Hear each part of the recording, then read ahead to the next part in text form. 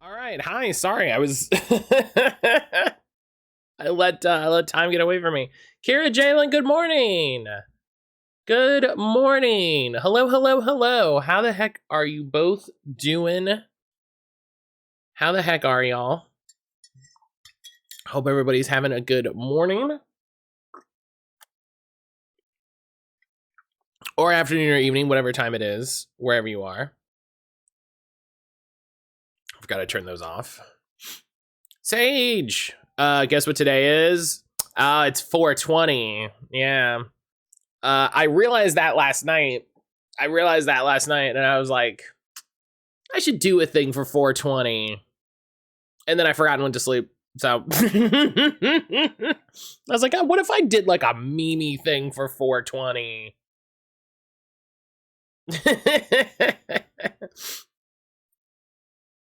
I literally. It's your birthday's on 420. That's funny. That's funny. Sage, happy birthday. Happy birthday. I hope you're having a good day. I hope you have a good day today. I hope you have something fun going on. I'm sorry, that's really funny. That's really funny.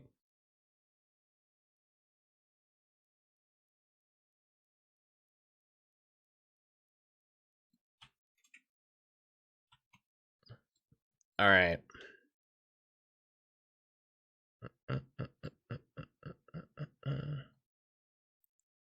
Okay. But yeah, how the heck is everybody doing? If you're here, if you're lurking, I appreciate you. Thank you so much. Thank you for spending time with me. I'm seeing some posts on Reddit the last couple days. Apparently Midnight Suns got updated with some new achievements. So people are hoping that the last DLC is going to come out soon, and that they're going to talk about the DLC. You know, if there's going to be more, or you know, kind of what the plan is. So we'll see. We'll see what all that is. When the DLC is all out, at least when Mobius and Storm are out, we'll go back. We'll go back and check all that out. I am excited to get back to it. It really it annoys me when I have games like sitting like that. You know, when it's like, okay, we got to go back to this game. I'm always just like, because it's another thing on the list. You know, it's another thing on the list. But it won't be too long. Hopefully, it won't be too long. And we'll get through. You know, we'll do those DLC missions. So it'll be good. It'll be good.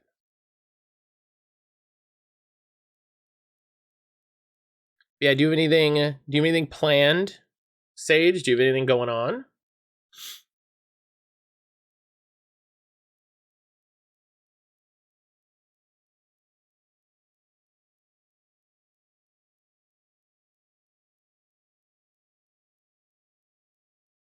Okay.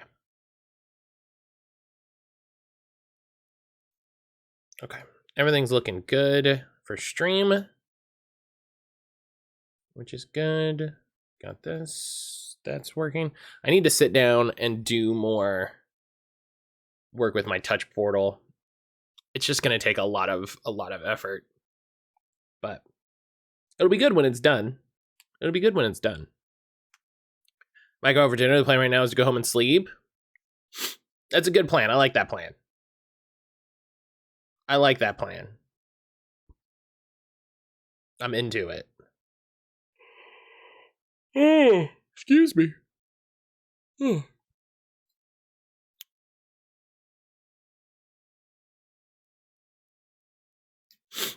Oh. But yeah, gosh, what happened yesterday? Aaron and I finished New Journey to the West season 4. That show really continues to be a delight. It's really it's just been really fun to enjoy like a Korean variety show. Like it's still really funny, like how we came to it. But I've been really enjoying it. I know Aaron has as well. And it's frustrating to be like, oh, I just want to get through it. But it has been so enjoyable that it's like I want to watch it to be able to watch more things. You know, it's that weird thing. It's that weird thing where you're like, oh, if I finish, you know, this, then, you know, I'll be able to watch these other things, you know? So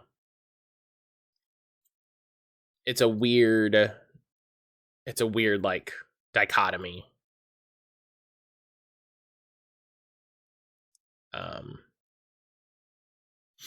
But so we've been enjoying that. We also started Great Escape Season 2 with our friends not that long ago, which was really fun. It's the same thing. And it's them. I talk about that a lot.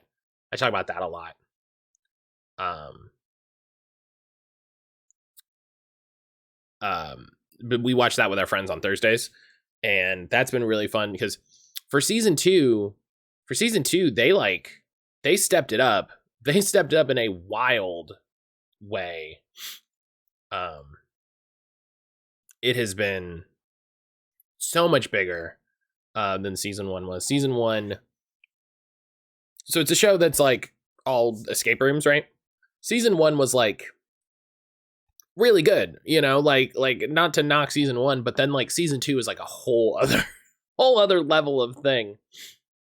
And that's how we came to like find the producer. Like, you know, he works with like the similar people and has done a few shows. So when we get through Journey to the West, we finished this season of Journey to the West, and then they had some spinoffs. So we're gonna watch the spinoffs, and then go, you know, go back to Journey to the West, because you got to watch stuff in release order. It's important. You got to watch stuff in release order so you know what's going on. What else do we do? We've been watching a actual play on Chaosium's channel, the people that make Call of Cthulhu. They put up a an actual play not that long ago that a friend of mine did the logo treatment for. So I was like, oh, let's check this out.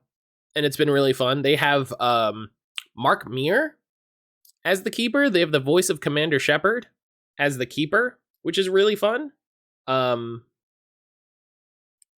I don't know his history with doing like actual plays or anything like that. I don't know if he's done other actual play stuff. But unless the network botches the release order and shuffles the episode, well, I think then you still watch it in release order. But then there's usually a better order, because I know there's been a few animated shows that have come out in like incorrect order. But that's still the order it was released, you know? So what was I saying? Oh yeah, so Mark Meir's the keeper. He's been doing a really good job. And it's been really fun. Kind of low stakes, like slow burn, you know, like there's not a bunch of like, well, I was gonna say there's not a bunch of wild stuff that happens, but a bunch of wild stuff happens. But I'm curious, like they're not engaging with the sanity mechanic very much. and that's fine. I'm not gunning for them to, do poor portrayals of, insanity. But it's just interesting, it's just interesting to think that, like, the people that make this game are doing this actual play. So this feels like this is how you're supposed to play the game. So it makes me interested. It makes me interested to see that they're not engaging with what someone would consider a large mechanic, you know what I mean? Like a large part of running a Call of Cthulhu game. So, but it's been great. There's some great people on it. And we're branching out the Let's Plays that we're watching, or the actual plays that we're watching, which is good. It's something that I like, like we like watching Dimension 20, and that's good. But I'm trying to get Aaron to take a step out, and try to watch other things. And this was a good one because this was short. It's only 4 episodes. I had a personal connection to it, which I think helped make it seem interesting. So I'm interested to see, like, what other actual plays there are. I was talking with some friends about actual plays in a Discord I'm in. It really has to fit a certain vibe. Especially if I'm sitting there and watching it, if it's audio, like, obviously, like, I listen to Friends at the Table. I've listened to Friends at the Table for a while. There's a different vibe if I'm watching the video. Like, you have to have really tight editing. I feel like you really need to keep the editing, tight. Like, you can't have a lot of waste of time. You can't have a lot of nonsense. So I'm curious to see what other, video APs are out that are, fun and worthwhile.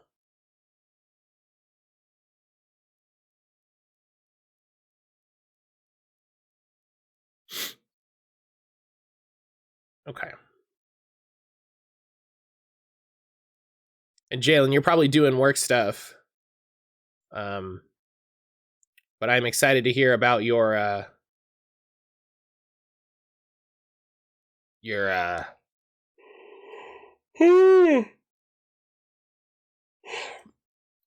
game. Ugh. Yawning already today. Yawning all damn ready.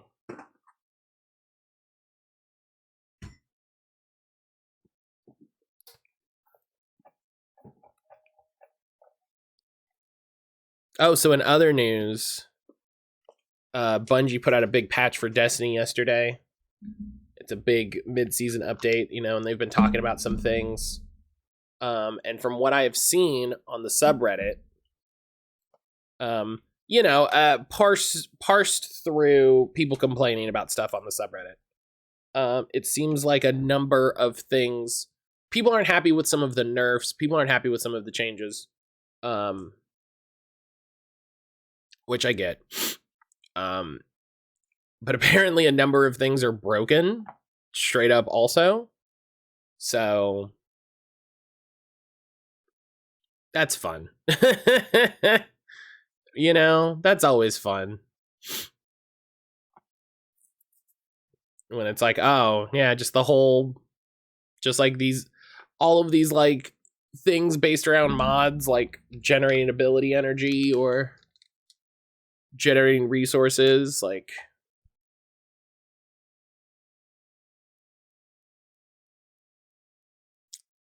it's very difficult sometimes to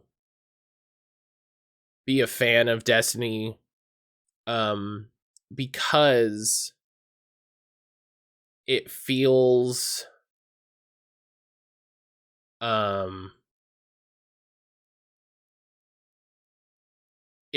like they I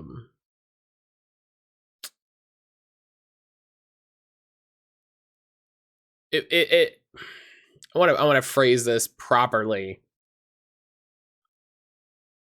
It feels like they are so averse to letting players have good stuff.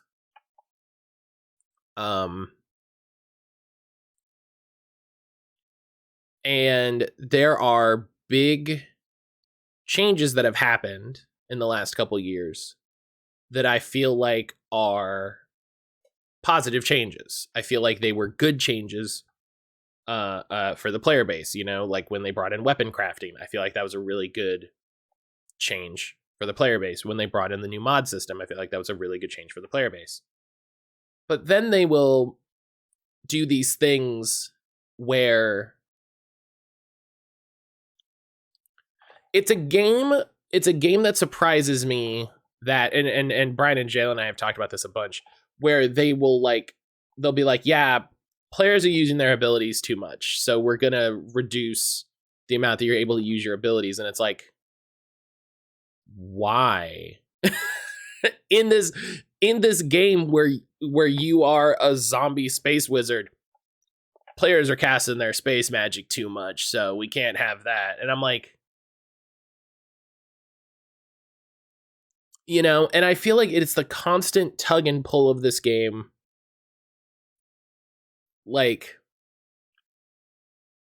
so a great example is this last season. They had an update where they were like, we're bringing the challenge back to Destiny, and they did some like changes across the board that made everything harder. And it's like, the game kind of sucks now because everything is harder. And it's like, and it's not like it's a gradual ramp, right? Where you have like, you know, like this content didn't get any harder, and then this content got a little harder, and then this content got like a good step harder, and then this content, just kind of everything went up a bit. And then like some things got easier due to some other changes, but then like some things got a lot harder. And it's just like, you know, I play a warlock because flaming sword. That's a great reason. That's a great reason to play a warlock. It's very like it feels like a lot of the changes they make are to keep some weird sense of balance. It's why I dislike games that have, like, if I could do one change to Destiny that I think would make it better, I would get rid of I would stop acting like PvP is an important part of the game. That's me. That's my opinion. Or I would make PvP so fundamentally different from the base game that they were two different experiences. So many of the changes I feel in the game are made to balance things to PvP that have a massive adverse reflection in the PvE sandbox, that I'm just like, I don't care. I don't care about anything that happens in PvP. I go to PvP sometimes for some loot. That's it. Like, I will literally, like, they have, Trials has a really good Strand SMG. Okay, fine. I'll go over there and I'll have a terrible time to get this Strand SMG. That's it. Like, just split the mode so everything works differently. It's just like, I don't know what their vision is for PvP. And I feel like at this point, like, the PvP community is pretty clear on the things that they want. And I think there's a lot of people that are playing Destiny PvP that need to not play Destiny PvP. I think they want a different game is part of it. You know what I mean? Like, I think part of what those people want is a different game. And those people should play a different game, and they should find a game that they can enjoy. because it's apparently not this. In PvE, I want to be a cool space wizard. Yeah, I want to be throwing fireballs and casting healing circles and all. Like, they just like destroyed Brian's class.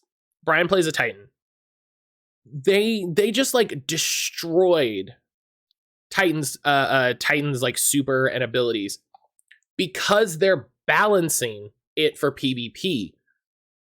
Like, the power fantasy, quote unquote, what the phrase that Bungie uses for Brian's class doesn't really exist in PvP because of what PvP is. Like, PvP is just a shooter. I can play any shooter. I do like Destiny PvP, honestly. I don't hate it, but I also am not willing to die for it for PvE versus PvE. Do you know what I mean? PvP is not why I picked Destiny. Right. Like, at best, I'm fine with it. You know, at best, I'm fine with it. But it's just like, it feels like in order to try to balance these things, like it's like when people try to balance, like D&D, it's like when they try to do like D&D player versus player stuff. And I'm like, that's ridiculous. The game is not balanced around this concept. This game is not balanced around the idea that your 7th level wizard is going to fight my 7th level fighter. That's not how the math works. The math is based around our 7th level characters attacking some ogre. That's how the math works. I picked it up because I wanted to shoot space nerds and throw magic fire knives and a lightning glaive and shoot space nerds with a gun that throws worms. God, you don't even have that gun, Jalen. You don't even have that one. That's a good one, too. Gosh, that's a good one. He's a tank and you don't tank in PvP. And it works completely different. Like, and that's why I feel like hunters will always be incredibly dominant in PvP because of the way that their kit works. It just melds best into PvP.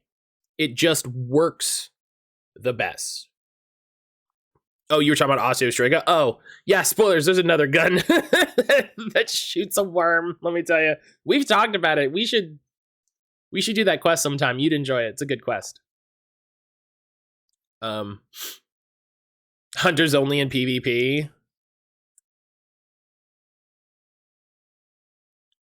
Like, give everyone a separate set of PvP only skills. People have said that, like, what PvP should be for the people that want this, like, you know, tight sweaty mode is like flat stats. You know what I mean? You have like a 50 in everything, so everyone's numbers are the same. You have one set of abilities, and then like your guns, and I'm like, that sounds terrible. You should play something else. Do you know what I mean? Like, you should, if that's what you want, if what you want is nobody has any advantages and everybody has the same things and go play something else. Just go play something else. You know? Just honestly, go play, like, you don't want this game if that is what your focus is, you know? Like, and the other fun thing is I play only enough to like actually worry about these things. If I played less, I wouldn't come up. If I played less, it wouldn't come up. But I played just enough to be like, oh yeah, I should get this weapon from here because it's the best of that weapon. You know, like, oh, it is the best one of these, so I should go get one of those.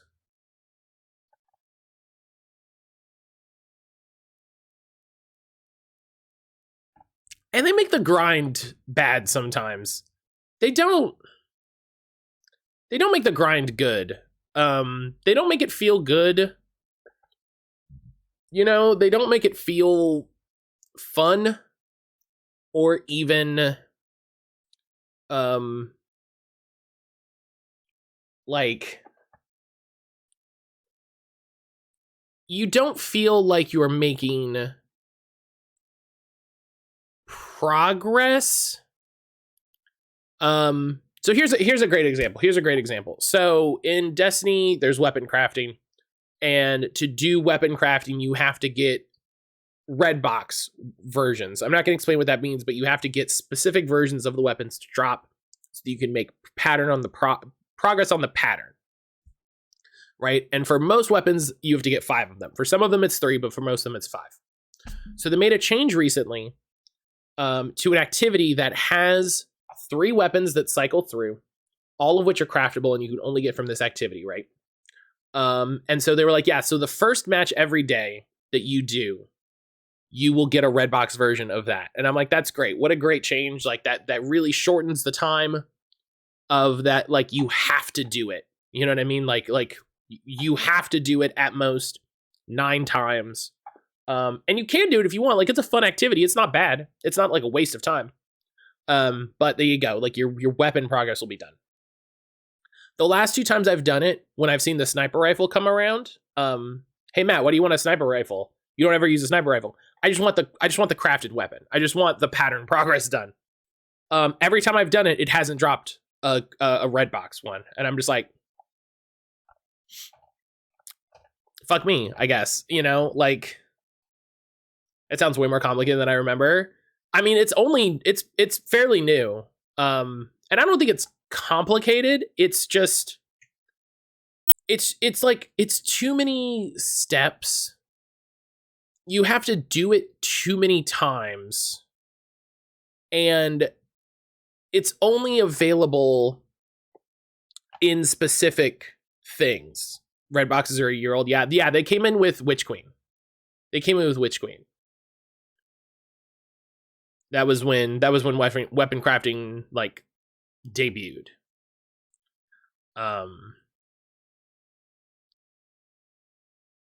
You know, so and on top of that, like those seasonal weapons went away. It's complicated when someone explains it on paper. When you're doing it in person, it's simple but unbelievable to you. Yeah, it's silly to explain because it's like, yeah, there's a thing and then there's a different thing and then there's a thing, and so like it sounds weird, but if you're looking at it, you're like, oh, I get it. Just gotta hope and pray like RNG and Monster Hunter, but you can't. I think what kills me, like the difference between Monster Hunter and Destiny, right, is at least the way it feels like for me, you're still getting something in Monster Hunter, right? You're getting materials, you're getting money.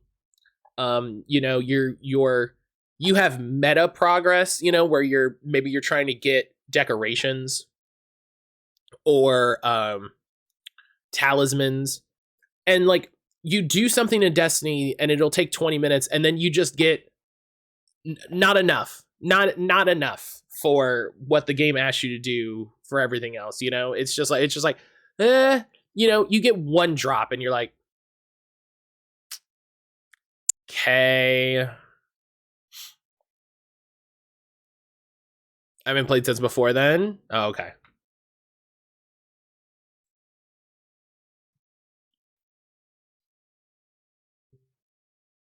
But yeah, Sad Kids with Guns 3. Jesse, good morning.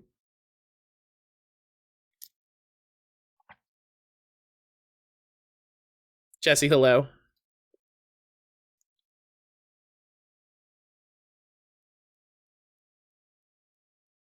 Yeah. I don't know. I really, it's the thing. I really enjoy playing Destiny. I have a really good time. But it feels like sometimes they don't want me to play the game. It feels like sometimes they don't want me to play the game.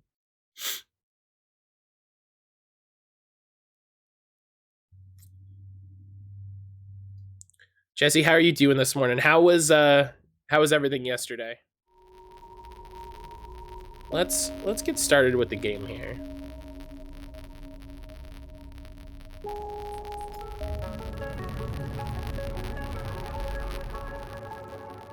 If I remember correctly, we still had a bunch of stuff to do to help the flotilla. So we were just making progress there.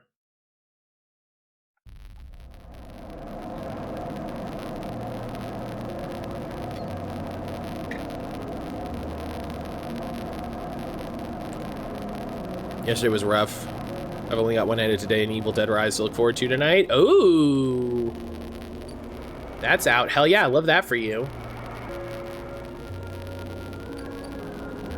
Love that for you. Big time buzzing noises. Oh, is it really loud? Oh, hang on.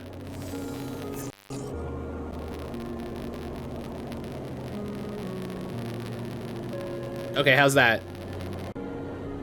Oh, no.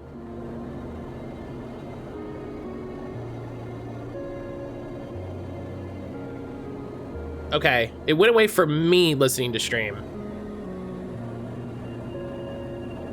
Okay, I don't know. I don't know if the cord for my headset causes that or what. I definitely don't hear it. I definitely don't hear it when it happens, so thank you for calling that out. Thank you for calling that out.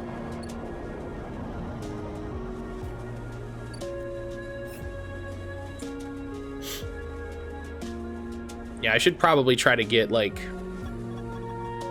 real headphones because I do feel like sometimes this causes that static. Well, it's not the headphones' fault, it's the cord. So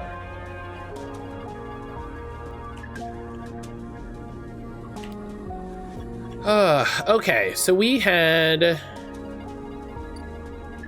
right, Peak had to make progress there. We finished Pilgrim Seed. We had to repair, right, we had to repair the dust houses. Right. Right.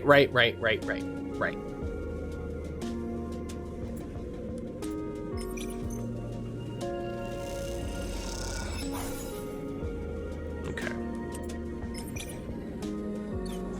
See, what's fun is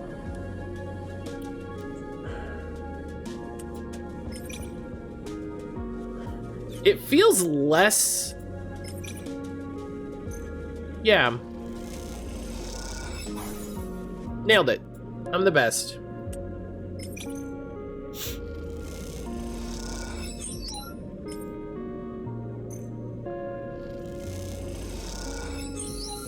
Crushing it.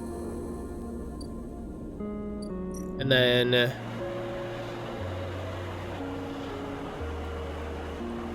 right. Also happy everyone's teacher's least favorite holiday day.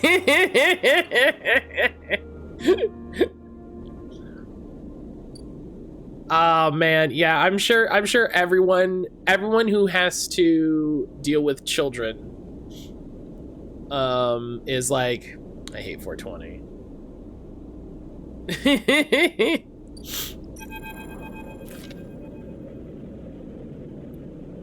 You and Aki stand side by side at the viewing window in silence. The dust swirls and you glimpse the twisted root systems of the silk step silk the other way. Ever get my high school English teacher explain the woes of not only 420 but also being called? Oh, I didn't even know that. Oh. Oh, I did not have that date like in my brain. Do you know what I mean? Like I didn't know that was that date. Ugh. Ugh. Oofa doofa.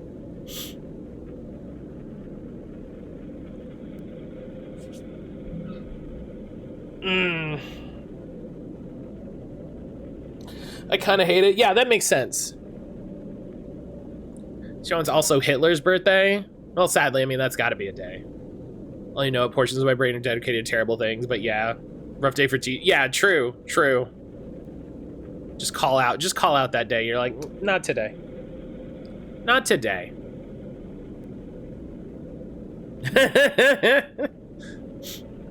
You and Aki stand side by side at the viewing window in silence. The dust swirls and you glimpse the twisted root systems of the steppe silk through the ochre haze. Ochre's a good word. Shouts to ochre. After all these cycles, you feel a strange connection to a world on which you have never set foot. Aki shifts from foot to foot. She seems restless, eager to speak, but unsure of what to say. The dust houses look good. Aki smiles at you warmly. They do.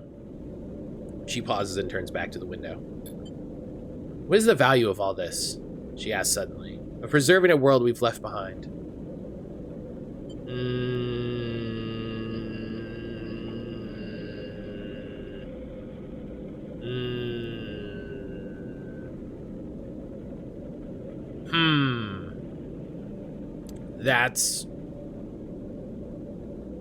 That's a good question.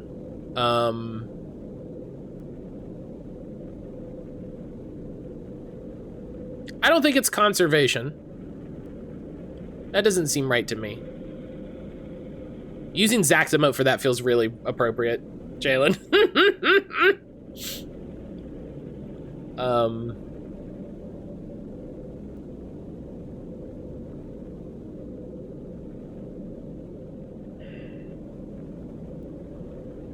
I'm torn between history and heritage because I'm curious. I'm curious about the use of the word heritage here.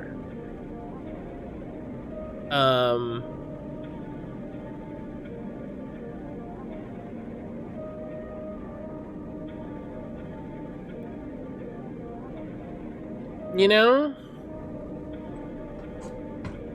I'm curious about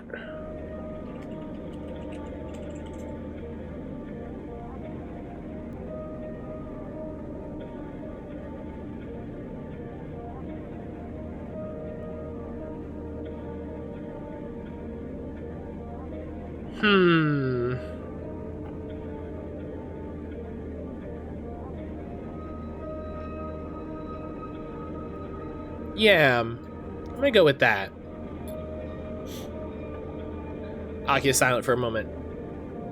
Our practices, our lives require the materials, the patterns the step provides. But if those practices remain unchanged while the universe around them shifts, aren't they already dead? She pauses. What is better, to preserve at all costs, or to allow things to be destroyed by change? Aki paces away, lost in thought.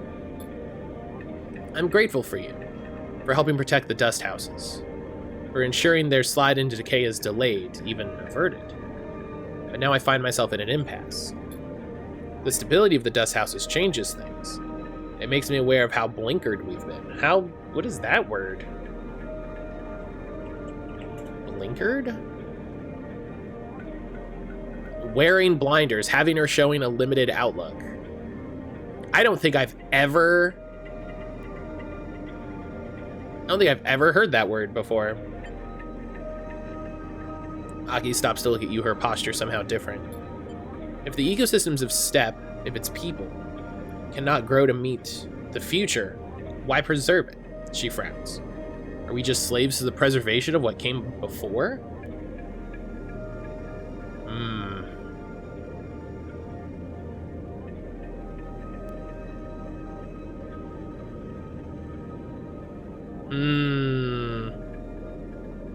Is a really good thought.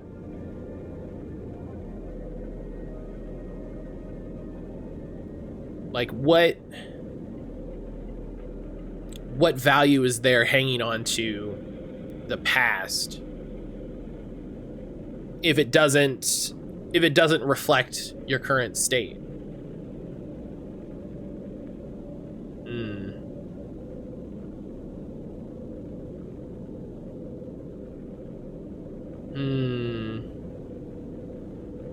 And this makes sense, right? Like, she's their issue around preserving the thing that is so important to them is gone. It's been preserved, it's been fixed. And now that issue is gone, she can see past it and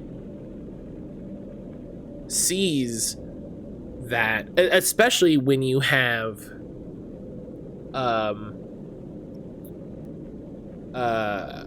who are the other moon, the volcanic moon, I can't remember the name. The singers, the song, Ember's song. When they are so stuck in the history and so embroiled in bitterness, like, if even leaving that system, even all of that changing, if you still hold on to that, what is it doing for you? Why preserve it? Why, like she says, are we slaves to the preservation of what came before? Like, all you're doing is carrying that burden.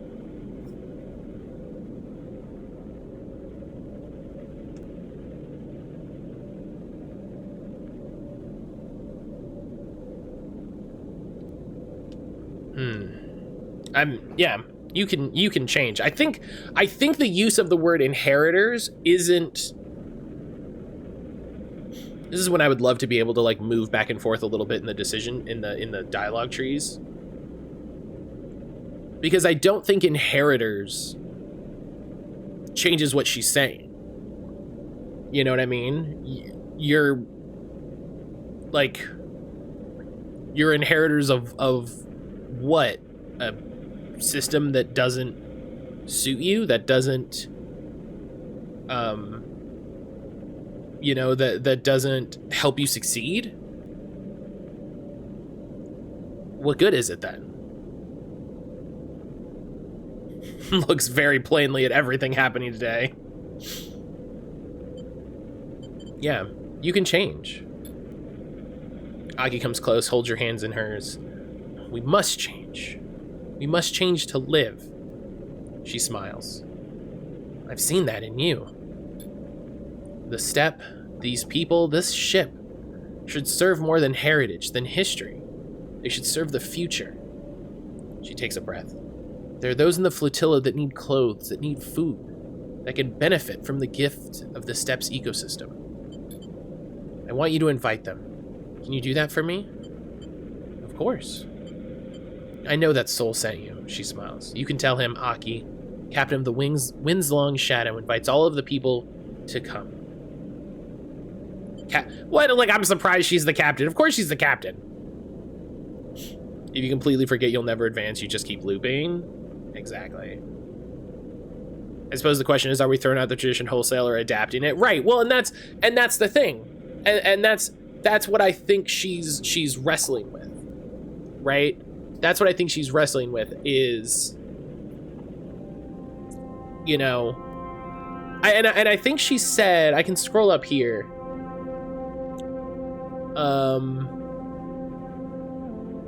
Yeah, right here. So she says, our practices are live, require the materials, the patterns that the steppe provides. But if those practices remain unchanged while the universe around them shifts, aren't they already dead? What is better, to preserve at all costs or to allow things to be destroyed by change? And I think the use of the word destroyed there is a little bombastic.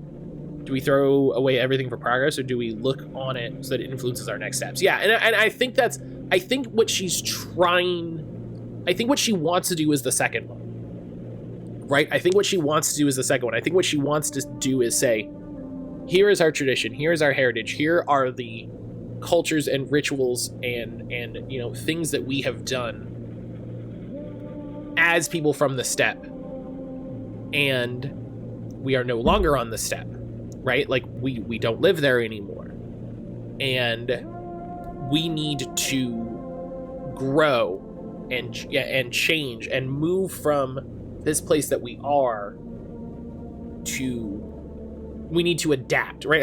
I think the use of her use of adapt is very important. Did she say adapt, or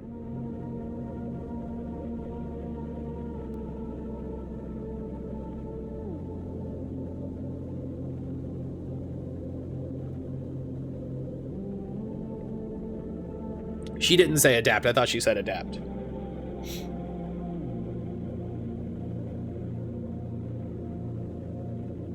I thought she said adapt. But yeah, I think, you know, insofar as, I mean, it can be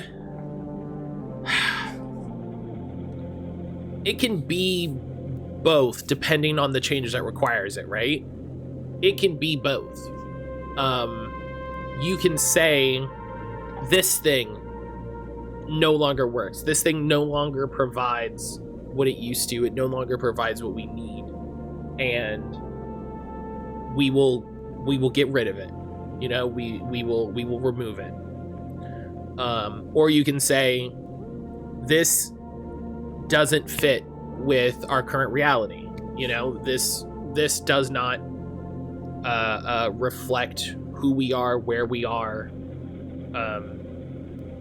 anything like that. And so we're going to change it. We're going to adapt. We're going to grow and change as a culture. And I think there's absolutely been books, and listen, I'm not well read enough to know about them, but there's absolutely been books that have talked about, I'm sure, the change of culture by a spacefaring people. Like there has to be, you know, because so much of culture and heritage and traditions are influenced by physical, by your location, by where you are, by what you have access to, you know. And there has to be books that have you know, fiction or nonfiction, well, yeah, all that nonfiction about people in space, that talk about how people's cultures have adapted in that. It'd be interesting to read. It'd be interesting to have bigger thoughts on. I will. She nods. I'm back from uni to be able to focus on my kanji lessons. No worries, Karen. Aki steps away. You want to know about the flux, no? About its purpose, its origins? She smiles. You wish to protect your home as we could not. I'm afraid I don't have much to tell you. It's an exotic wave of sorts, an energy that passes through matter. It shifts the very charged particles that run through our electrical systems. Okay, I can tell those are different, but those are very, very similar.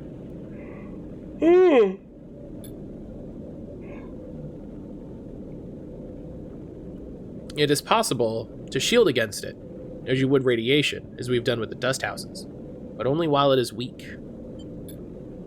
The flux event here was much like the first one we felt on Ember's step. Localized, destructive, but bearable. But in time, its strength grew.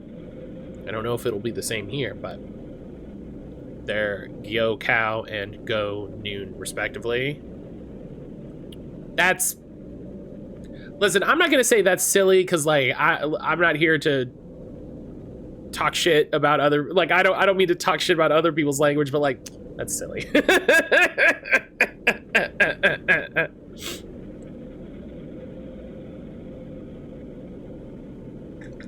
You know, we're just like, why are those so close?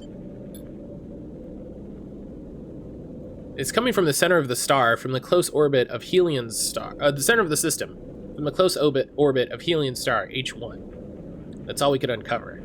She's silent for a moment, unsure of what to add. I'm sorry I cannot offer more. But you're always welcome on this ship. She smiles. I hope I will see you when the others come. She squeezes both of your hands. I hope this ship, these dust houses, can be more than a museum. I hope they can be a home. With this, she turns and leaves, and you feel that word, home, resonating within you like a struck bell. Also, I'm complaining I'm really happy with how fast I'm learning. That's good! That's good, I'm happy. And that's 2. Alright, now these jerks. These jerk asses. I don't even want to help you. Jerk asses that I'm sure will have a reasonable reason for them being jerk asses. The extra tension complaining gives it'll help to stick in my memory better. That's true. That's very true. Alright, let's eat some food.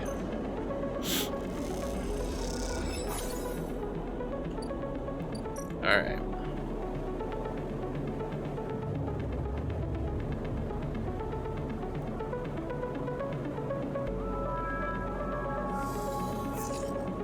Let's see something really quick.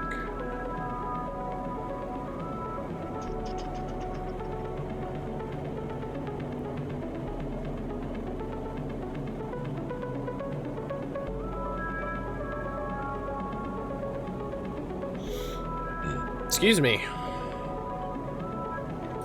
Oh, that's not the button I wanted. I always forget that that's not the button I want.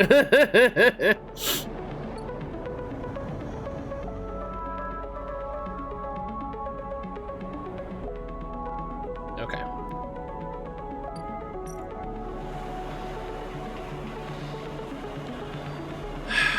So use these.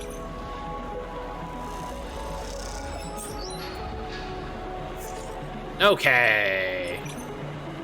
That's good. That's good. That reroll went very nice. That reroll went very well. Went very good for us. Spend a quick cycle.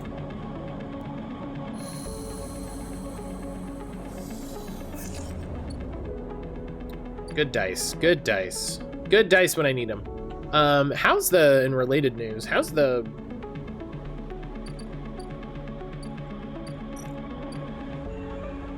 Ah. Okay, I can harvest some mushrooms. Let me keep that in mind and hopefully get a couple mushrooms here.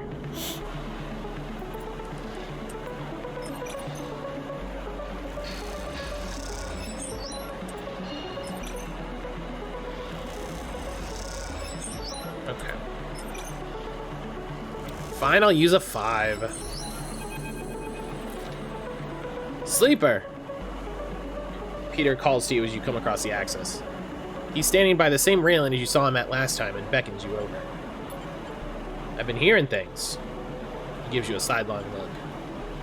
Okay. Peter smiles. Don't be so nervous.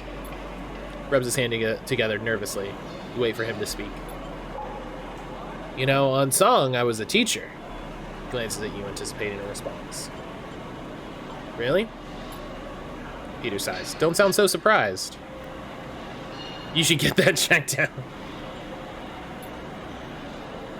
Mechanical engineering. Hearing things in space is never a good sign. Yeah, you know, it's generally quiet. It's an essential subject on the moon where a single mechanical failure could mean the death of hundreds. That's pleasant.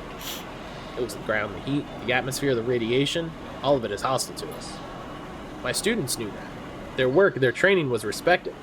As long as they were careful and respected song themselves, they would have the choice of colony placements. They were always independent. That means I was respected, surrounded by friends and colleagues, always able to call in favors and replay them like for like, he frowns. Song colonies were small, close-knit. We look after our own. When the flux events started hitting, colonies went dark overnight.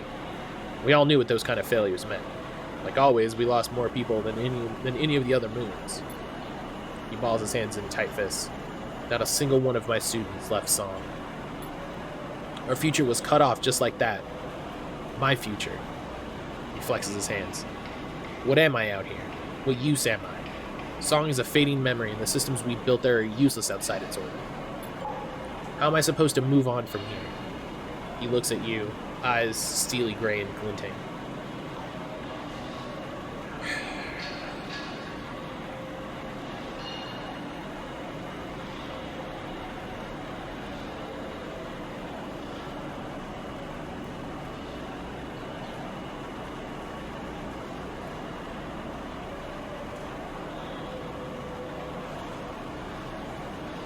I mean,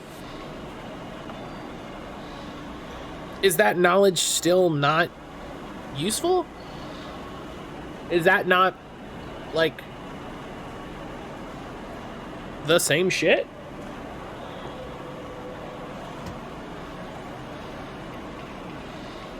Find someone to teach. Peter pauses, thinking. You don't give up, do you, Sleeper? You just keep going. Peter shakes his head. You remind me of a student of mine, one who entered the program from one of the smaller colonies. They didn't have the advantages of some of the others, but they were stubborn. Stubborn as hell. By the end of the program, they were the most skilled of their peers. They didn't get the best assignment, maybe because they didn't spend much time making the kind of connections that would help you get there. But that didn't matter, because I knew they would make the best of anything they set themselves to. Peter, smiling now, buoyed up a little by memory. Singers are stubborn, Sleeper. We aren't going to change easily. We won't forgive easily or take help easily. We will hold strong. You can count on us for that. Peter stands from the railing. When you see Saul again, you tell him that. Tell him how the crews of Ember's Song operate. Tell him we'll resist. If that means resisting Hearth's imperialist ambitions, so be it. I don't think they have imperialist ambitions, my guy. I'm gonna put that out there. I don't think they have imperialist ambitions. I think this is a thing you made up in your head to be mad about. I think this is the space version of making up a guy to be mad at. If it means resisting the flux, so be it. If it means to, as you have it. Oh, if it means... Okay, that's not how I would have phrased it. If it means helping others resist... if it means to, as you have helped the others resist those same pressures, so be it. That sentence isn't great.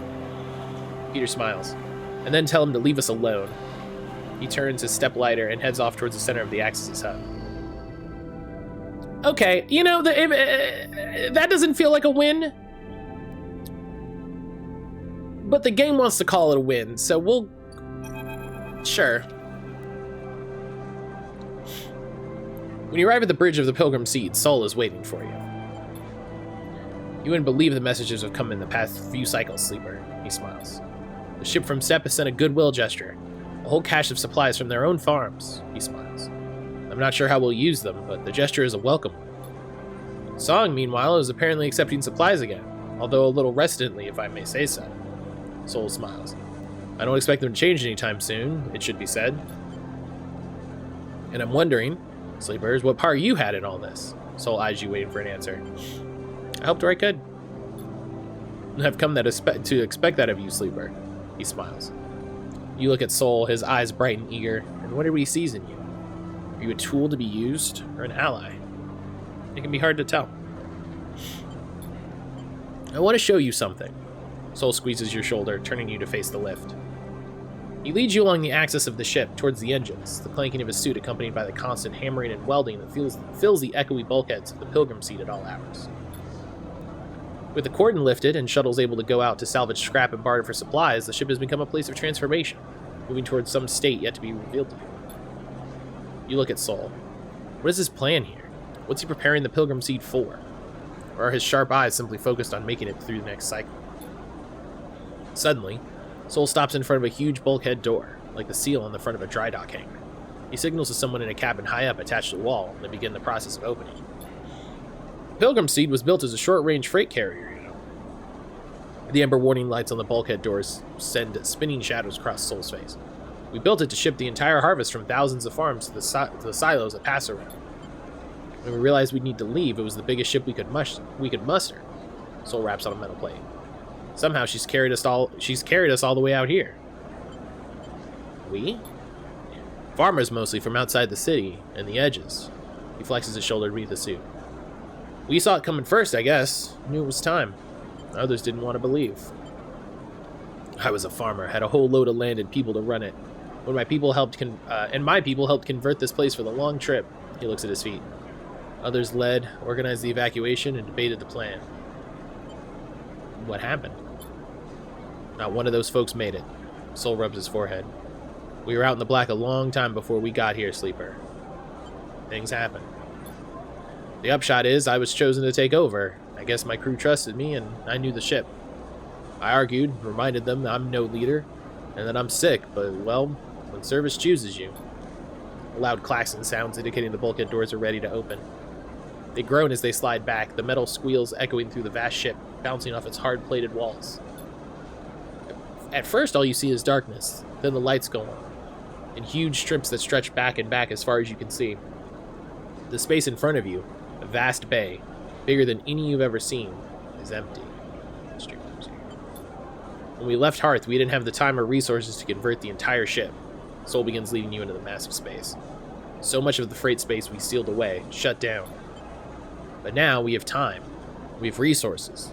We stabilized here, at least for the moment. Sol turns to you. Now is the time we make use of all this. What are you planning? What do you think happens next for the Eye, Sleeper? Sol sighs.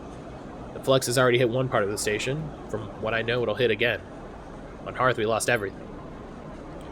There isn't much time, Sleeper, but there is enough time to do something. Think of the number of people we can fit on here. The farming stacks, the housing. Hell, we can plant some of those mushrooms you love so much. This is the way forward. The only way. We need to fill the ship with able bodies and head for the starboard belt. I thought the eye was your destination. It was, until the flux hit here. Now it's just another stop. I'm glad of the chance to resupply and salvage, but we need to go further out. I want you to help me. You know the eye, you have connections, and you can work hard. I've seen it. So me try. I know you're like me, Sleeper. You didn't choose service, but it chose you.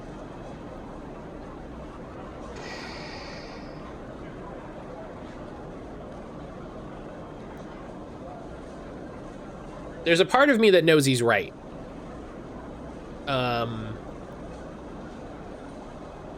Just immediately. There's a part of me, he's right.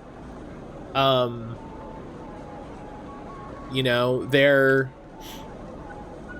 escaping the flux. And if the flux is happening here, then it's no safe than anywhere, and better to keep moving. But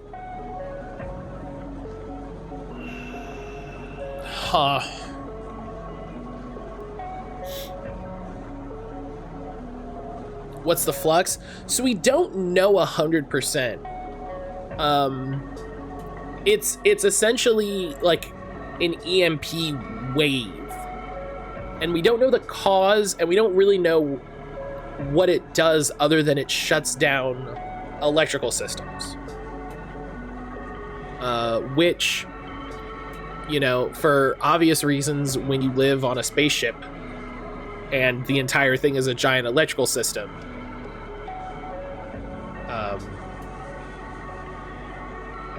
so like we don't know the cause of it. We don't really know. Peak is still working on trying to figure out what it does to electrical systems, but they break, right? And there's an academic sense of, oh, I want to understand how this works, but then there's also the kind of realistic sense. Let's find the nearest inhabitable planet. It could just happen there too. Like, that's what Saul is saying. Like, it just happened here. So, also, there's not a lot of inhabitable planets. You know what I mean?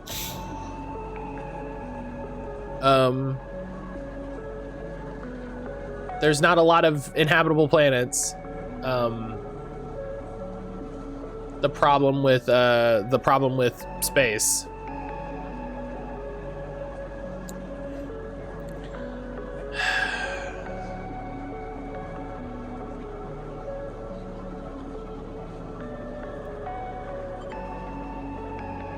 You can build a community without machines until you can build new ones.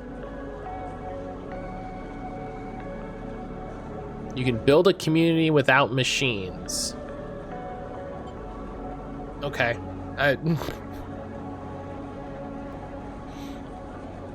You can't, but okay.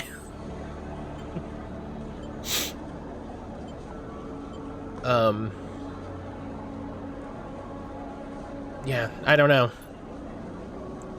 I know it's a lot to think about, Sleeper, trust me. Soul begins to lead you back out of the bay. But think about what we can do here. You can survive on a planet without them? No. No. You would need a planet that is 100% exactly the same as Earth in every conceivable way, and settle in the very specific part of the planet that has areable food, dirt, drinkable water, no dangerous weather. You would then, I guess, need to cut rock and wood by hand and be able to grow collect and cook food for thousands upon thousands of people.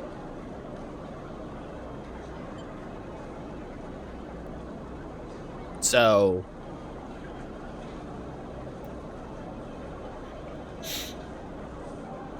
still better than instant death here. Debatable than the slow resource starved death on an alien world. To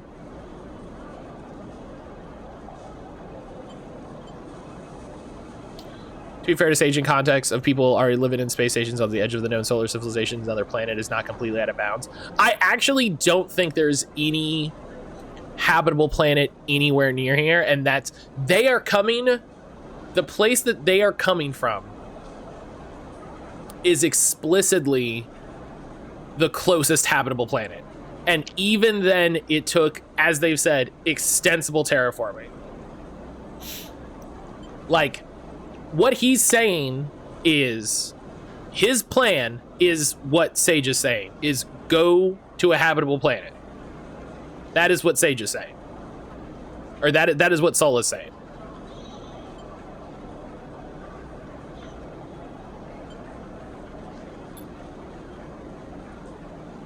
The flotilla can't last forever. We need more than just farmers to make this work. We need to build a new world for ourselves. I've seen that out there in the belt, there are people who've been studying up since the collapse, making something of their own. That's our future, tucked away in those rocks, far from all this, Sol sighs. I didn't bring my people here just to let them die somewhere new. Sol crosses back over the threshold of the bay and signals for the operator to close it up. The door groans, and Sol waits for it to stop. Think about it, Sleeper. Sol claps an arm on your back, but don't wait too long. This is happening soon. And he leaves you there, in the silence of this vast bay, your head spinning with the thought of leaving the eye. Drive complete. I mean, my disagreement is that you can live without machines. Like, I don't think that's gonna go the way you want it to. I'm not saying there's one exactly right here. Planet's not a bad idea considering y'all still don't know what the flux is or if it's going away. Oh yeah, listen, planet versus thing that is susceptible to the flux in space is definitely better, but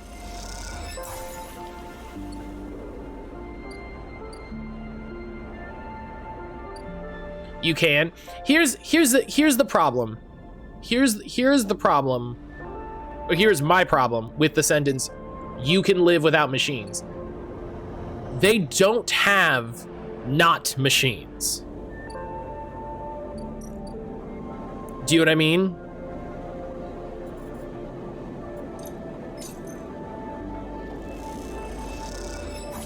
Like,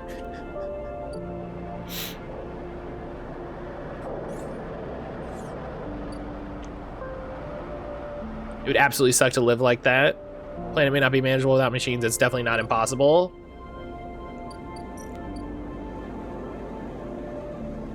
You can make a hoe and basic housing with flotilla scrap. I mean, that's what they're doing now. That's not what I want to do.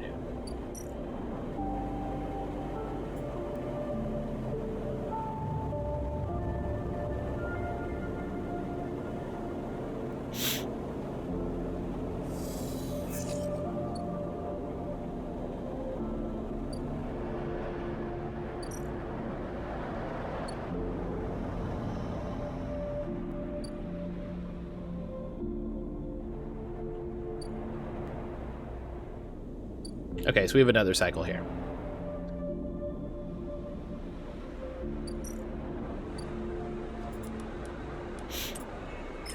I don't know, it feels like we are severely overestimating what habitable planets, the percentage of habitable planets looks like.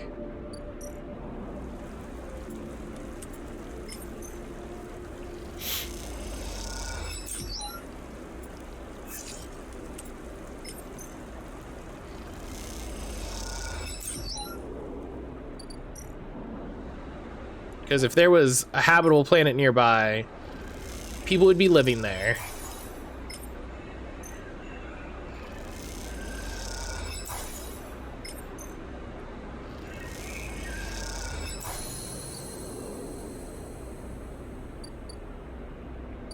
What's that, 4 cycles? 4 cycles.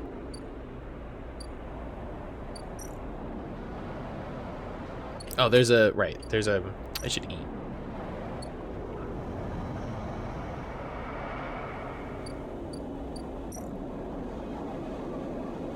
I think we're arguing the possibility, you're arguing how realistic it is. Yeah, well, that's the thing. I don't think that your plan is a bad plan. I just don't think it is realistic looking at the amount of people.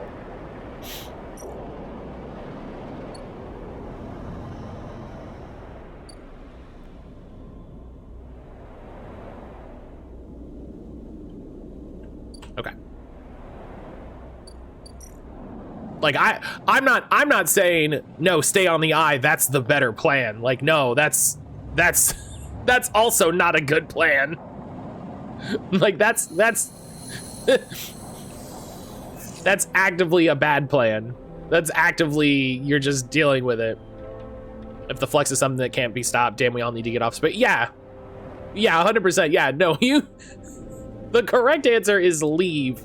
I just don't know if it's like, yeah, we're just gonna roll up the interstate and find a new planet to live on. Like,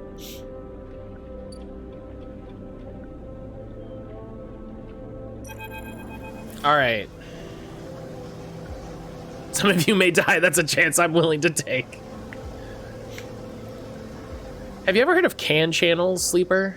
Peak asks as soon as you enter the bay, as if you were in the middle of a conversation. There are heavy circles on their eyes, and you aren't sure if they've moved since you last visited. The console they're working at seems to have grown too, shadowing their slight frame in a wealth of screens and wires. Can? You mean for transit? Yes, exactly. Peak turns to face you. Kiyonami's active negation. The name. That's my favorite Gundam. That's my that's my favorite. Fuck. What is it? That's my favorite New Earth hegemony character in Friends of the Table. Kiyonami's active negation. The name of the effect used to transport trillions of tons of materials from the surrogate systems to the core. You may have heard of it in your physics classes.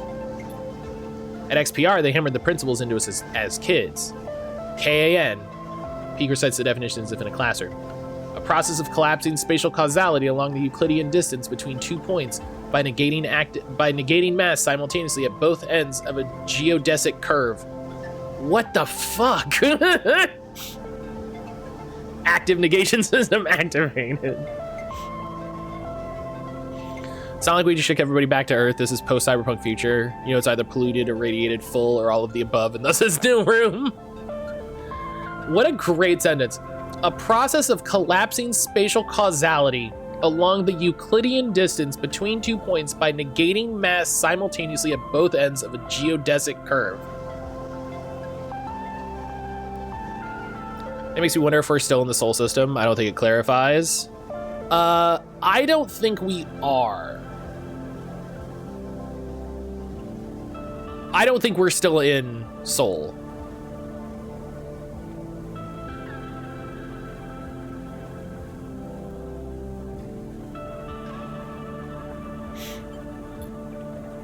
Essentially, CAN channels allow for the near instantaneous transport of raw materials between systems. Oh, shit, wow. They require huge volumes of energy, of course, and decades of construction. Once a CAN channel is established, it opens the system for infinite exploitation. Great word. Great word. Glad you used exploitation.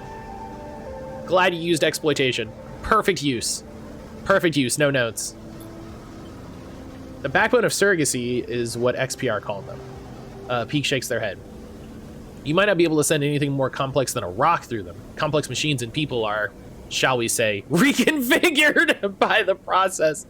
But for raw molecularly pure materials, Peak flicks a hand. Whoosh.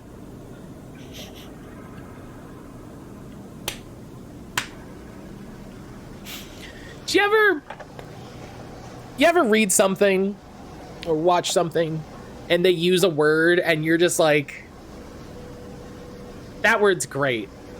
That word's great. I want to call out reconfigured. Reconfigured is just...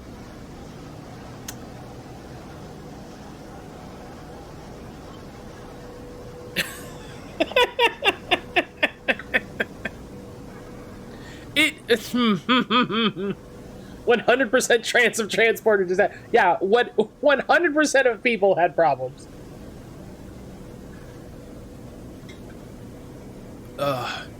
Where is this going? Peak pauses. What I was trying to find out was whether the Helion system, this system, ever had a CAN channel. CAN channels are vastly expensive to build, to run. Not every circuit system has one. Many use fraction drive ships to transport their materials to the nearest hub, but Solheim... Peak smiles. Solheim spared no expense when they established this system. No way. Yup. Peak's eyes light up. They shut it down before the collapse. They wouldn't run the sender-receiver station anymore, but it was there. It still is, as far as I can tell, closely orbiting our star. In fact, Peak grins, they've been building up to this. I'm sure it's still there, because one of the issues with CAN channels are the massive waves of exotic energy they can produce when cycling up. The flux, that's it. If you feel bleeding in your ear, it's because the emancipation grid just emancipated your inner ear. Exactly. Peak's face suddenly drops. Someone is starting up the channel. Why? Peak sucks in a breath. That, I don't know. They start counting off information on their fingers. Hey, yo. They'd need a lot of resources to do it. Nujabers, hello! They'd need a lot of resources to do it, and they'd need to have people from the core systems. There's no real large-scale extraction in the Helion system anymore, so why go to all the trouble? We to Portal 3, I need more jokes to quote. Do you ever think sometimes about how Valve has made some of the best games and then just stops? How they're like, well, Valve didn't make Portal, they bought Portal, but then they made Portal 2, and then they were just like, done. We're good. And they made Half-Life 2, which is pretty good. I don't want to say it's like the best, but like it's solid. It's great. You know, I would give it a great, you know, and then they made the little DLC episodes and they're just like, we're good. We're fine. Like, I would love to go work at Valve just to be like, what do y'all do? What do you do here? Just me walking around what do you do? Corporations and machines are making money and other purposes secondary. The money they make is more significant than what they do with making games, therefore they don't. Team Fortress 2 is fine. Yeah, Team Fortress 2 is fine. Like, it's you know, if you like class-based multiplayer shooters, you know, it's a good one. It's fine. I love they added a horde mode. I love that horde mode. That horde mode's great. We don't need to resolve this universe's later. Oof. If you love playing against bots, TF2 is great. Well, that's why I like the horde mode. That's why I like the horde mode. You play explicitly with people against AI. That's great. That's what I want. Ninja Bears, how the heck are you doing? How are you today? Why go to all the trouble? To trigger the flux? Peak rubs their red eyes. The flux, the wave the CAN effect produces, is a side effect. A problematic one, but it isn't a destructive force. If it was, the core systems would never have been able to use it. So then why are colonies collapsing because of it? Why is it chewing through systems, the kind of industrial system set up to function within the range of a once active CAN channel? Peak is getting frustrated. The moons of Ember have been terraforming since before the collapse. They would have had to deal with the flux. Yet everything we've heard from the refugees say it brought down every system they had. Got my tea and my yogurt? Oh, hell yeah. Hell yeah, that's how I used to start my day. That's how I used to start my day when I had a goofy office job. I would go in, I would clock in, I would go, I'd make tea, or I'd make coffee. I still drink a lot of coffee then. I'd go make my coffee and make yogurt, you know, because we had little yogurt things. Sometimes I'd have a bagel. Oh, it's great. Peak falls quiet, thinking it through. Your mind drifts too, thinking of the CAN channels. Those vast acausal highways that prop up the core systems and their endless appetite for resources. The system's been quiet for decades. Solheim collapsed. Most corporations gave up their claims, and apart from the Celis ships that came to begin work on the sidereal horizon, no one from the core has come here in all that time. You shiver as you imagine the attention of the core, the systems of logic and exploitation that created you, created your suffering. Turning towards the Helion system, a floodlight turned to this dark corner.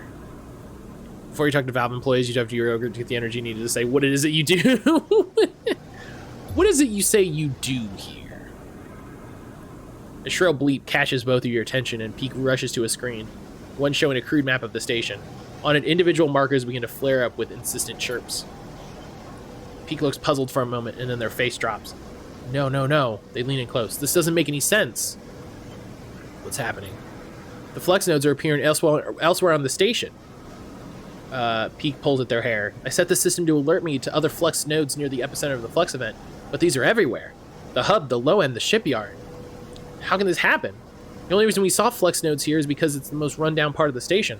They're barely shielded. But others appearing so far after the event? Peak turns to you. You're going to need to get me the data from those nodes, and quickly. I'll keep looking at what I have here, but I need to know why they're popping up everywhere. Right now? Right now. We can talk more about the CAN channels and system history when you're back, but this needs our attention right now. Peak turns quickly at the monitor, their eyes following scrolling screens of code spewing from the newly flux nodes. You leave quickly, but manage to shake the image of the spotlight from your mind. You feel watched as you cross back into the Pilgrim Seed on your way to a shuttle bay. You hurry onward, eager to outrun the fear. Well, that seems bad.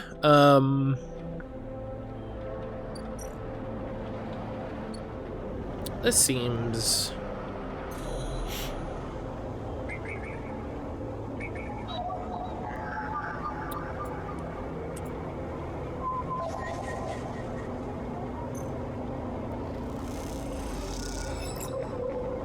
Okay, 1 flux data. 2 flux data.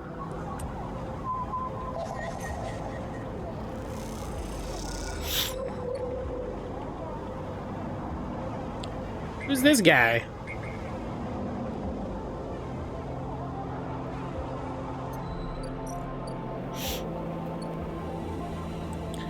Get up here to the shipyard.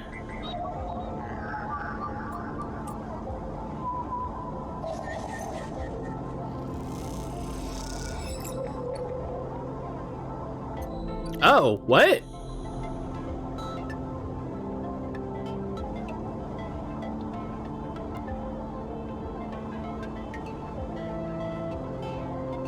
There's...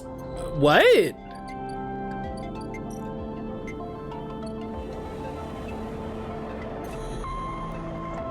It's just in the shipyard?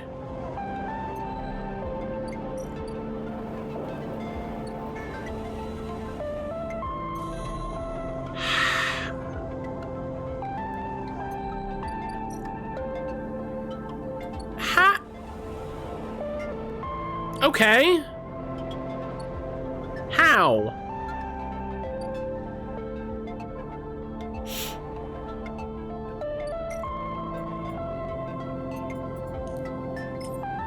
What is... okay.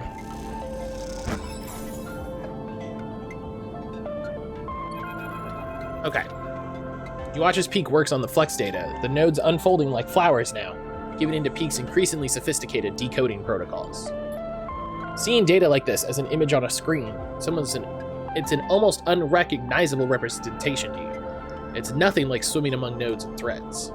Despite this, Peak has proven themselves to be more than able to handle these complex data structures, even through this limited representational paradigm.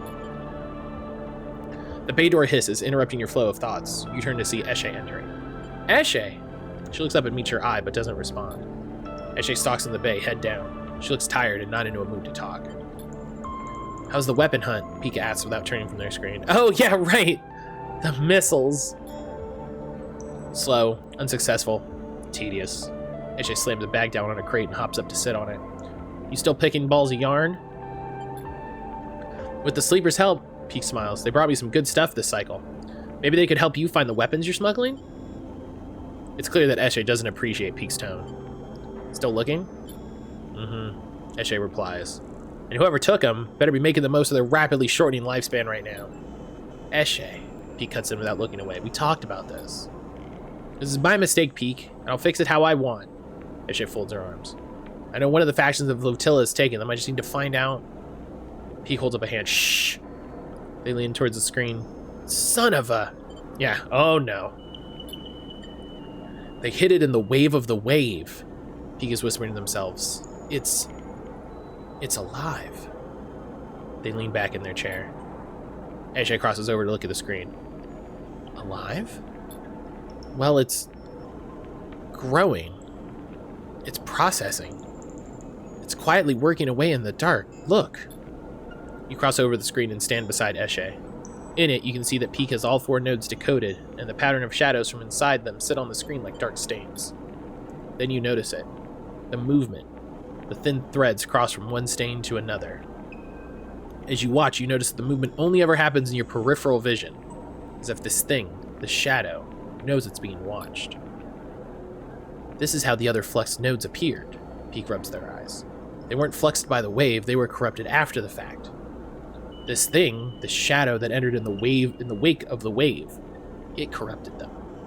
It made the corruption look like the result of the flux. It's a sleight of hand. Peek runs a hand through their hair. The flux wave is so massive, so complex, that it opens up the systems to be attacked. As it reconfigures exposed system, this shadow is broadcast in, implanted inside. The wave from the can channel. It's a brute force wave hitting every system in Helion. Once the systems are vulnerable, Peek looks pale, their eyes reflect the screens. The flux isn't what's attacking the systems.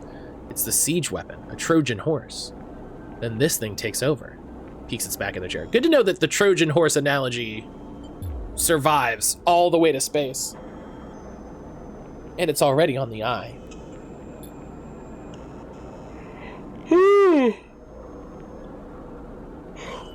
Wait. Eshe rubs her forehead. You're telling me there's a can channel in this system? Shit. Peek isn't listening. This is bad. We have to take this to someone. Peek looks desperately at you. Helene. Is that wise? Eshe cuts in. Havenage hasn't exactly made good decisions lately. They're the system administrators, Eshe. Peek is desperate. They need to know. The argument rages between them, but as you watch them shouting, you feel sick. After a while, they stop, running out of things to say. An unsettling distance descends on the bay. I need more time, Peek says quietly. I need to look at solutions, try to build a case, collate the evidence. We messed this up. They look down at their hands. Eshe goes to speak and then thinks better of it. Not a word, sleeper. Peek meets your eye. Don't tell anyone until they're ready. They sigh. With the tension among the refugees, Sol won't be ready to hear this, and Helene and Havenage are still mired in some sort of crisis. We tell Havenage they're likely to react badly. Even with the flotilla stabilized, Sol is not going to react well to this. Need time to build a case. You're too twisted up in this, Peek, Eshe says quietly. This isn't our place. We don't owe... Stop, Eshe. Stop. Peek slumps in their chair. You leave them like that, exhausted and troubled, and head back out into the Pilgrim Seed. When you close your eyes, you think of those shadows, that movement at the edge of your vision. Something dark, growing in the station like a parasite. You feel sick. Your vision blurs. What comes next? You stop in a corridor and take a breath, putting a hand on a rumbling metal wall. For now, the eye keeps spinning. For now. Drive complete. Hey, that's that DLC done. Lugo! I'm not following it 100%, but I get the feeling Dread quite clear. So basically what's happening... Lugo, hello, good morning, friend! Basically what's happening is... there's a... so we were talking about the flux, right? And the flux is essentially an EMP thing that's hitting everything. It's not an EMP, but it's quick, you know. It's a quick explanation. And things are being hit by it. Did I do the drawing? No, not yet. Not yet.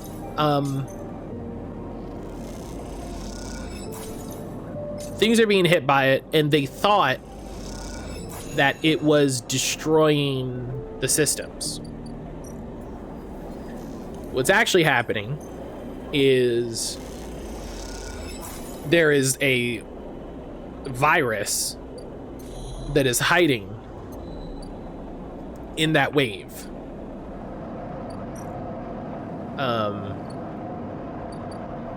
And it is attacking and corrupting the systems.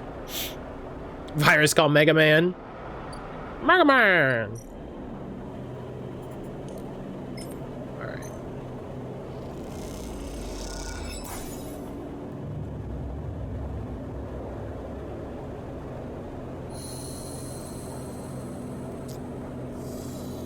Do do do do do do do do do.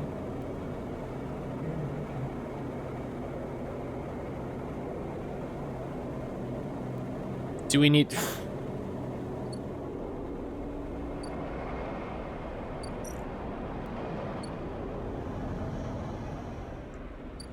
Okay. And then this all the way. One more cycle. Okay.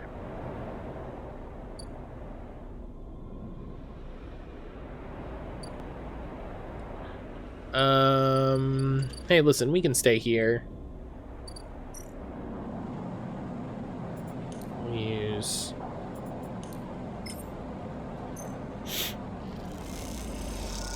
They'll never not make me laugh uncontrollably.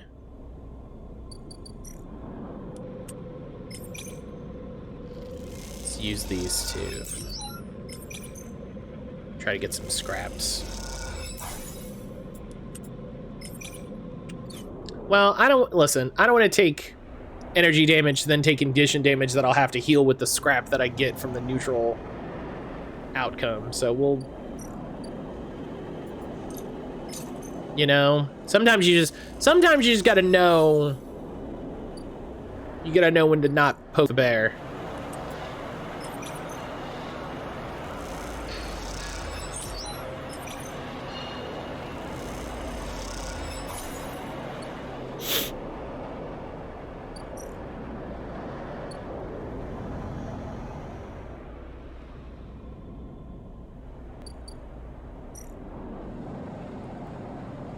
But all right, that means we're gonna start the final DLC mission. Poke shoot, stop! Sleeper. Peak is waiting for you in the corridor. It's time. Peak looks pale and disheveled, with heavy marks under their eyes and strands of hair sticking to their face. I'm ready. Peak holds up a thumbnail-sized drive. All the data I've compiled on the Flex event, the effects of the wave and the structures that hide within it is here. You look at the tiny drive, a casket of dark secrets. I've annotated it to the best of my ability. Anyone should be able to understand the threat, the potential in this. Peak size. It makes for grim reading. Without intervention, the Isle will suffer a cascading collapse of system, just like the colony's members' moons. Intervention? Peak grimaces. That I'm still working on. Heck yeah, good win for Stream Raiders. Let's go. Let's go.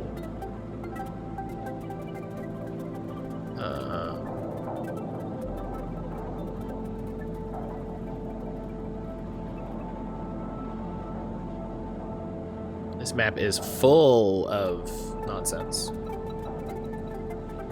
The phrase rapid unscheduled disassembly is trending on Twitter in regards to SpaceX's rocket. That's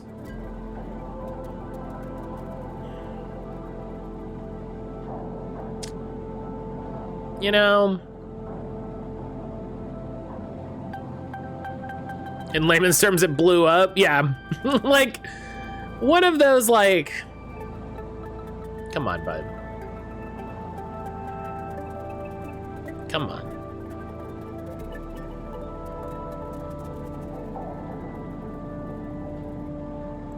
Come on.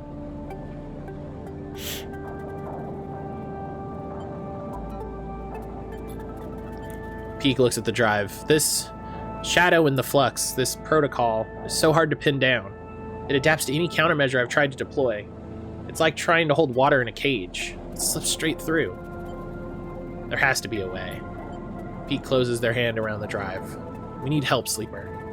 This is about everyone on the station. They sigh. We have to set up a meeting to tell someone who can do something about all this. Erlin? Perhaps. Pete pauses. If anyone can protect the Eye, it's Havenage. But their internal politics will make it hard for them to act. Will they even listen to us? Or perhaps, Pete adds thoughtfully, we've been thinking about this all wrong. Pete's eyes glint. Why make a choice when we can tell both of them?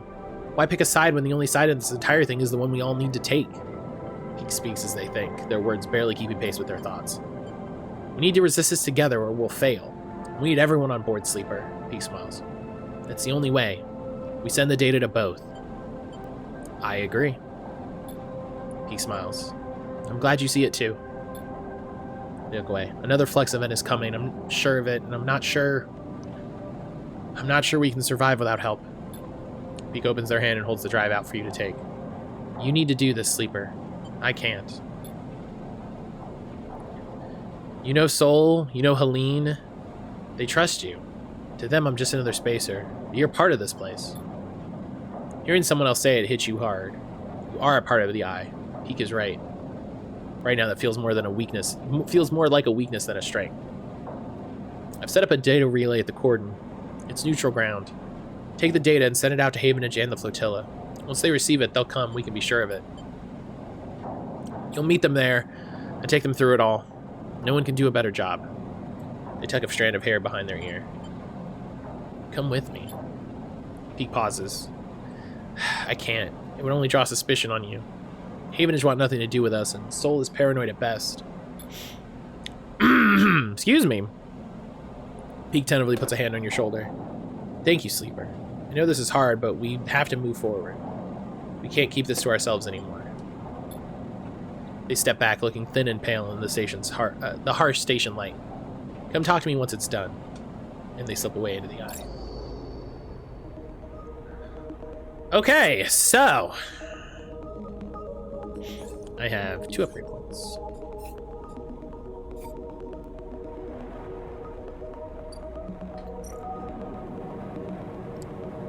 Warning! Final episode. Once you send the data, episode Purge and the final series events on the Eye will begin. After this point, you will not be able to return to complete other drives or find other endings. Make sure you are ready. Okay. That's good, because I had a question. I did wonder about something. Because the ambergris is still there. And what I'm curious about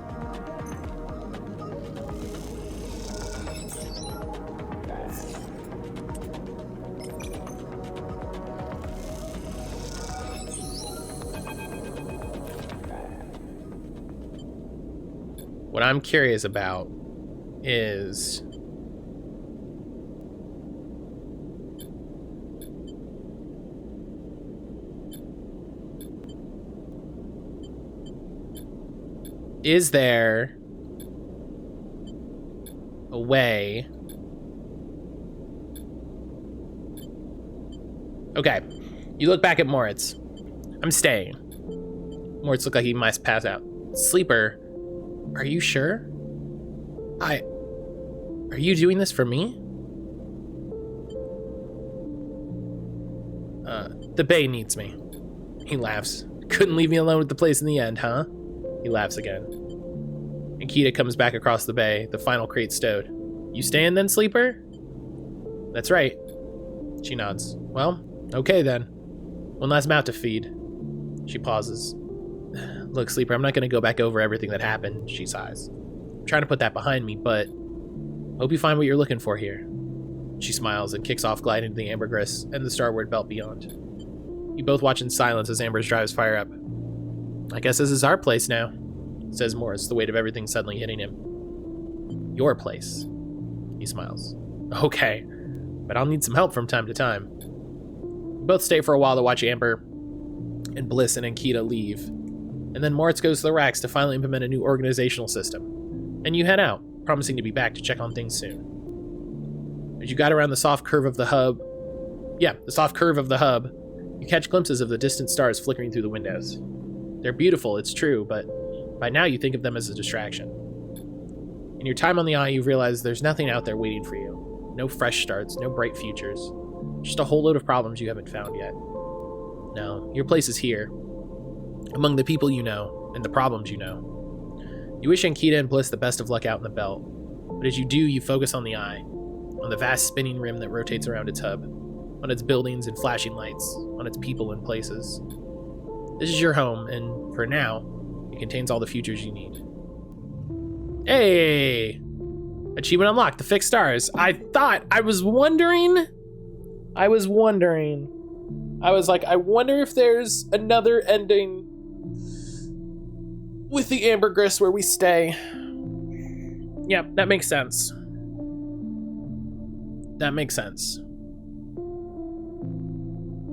Yeah, I wanted to do it before doing that DLC ending, or the DLC episode. I definitely wanted to do it before the DLC episode.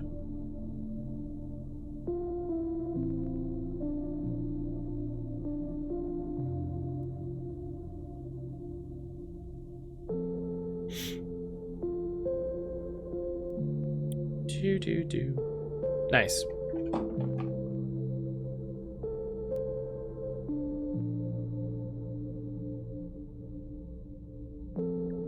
Nice.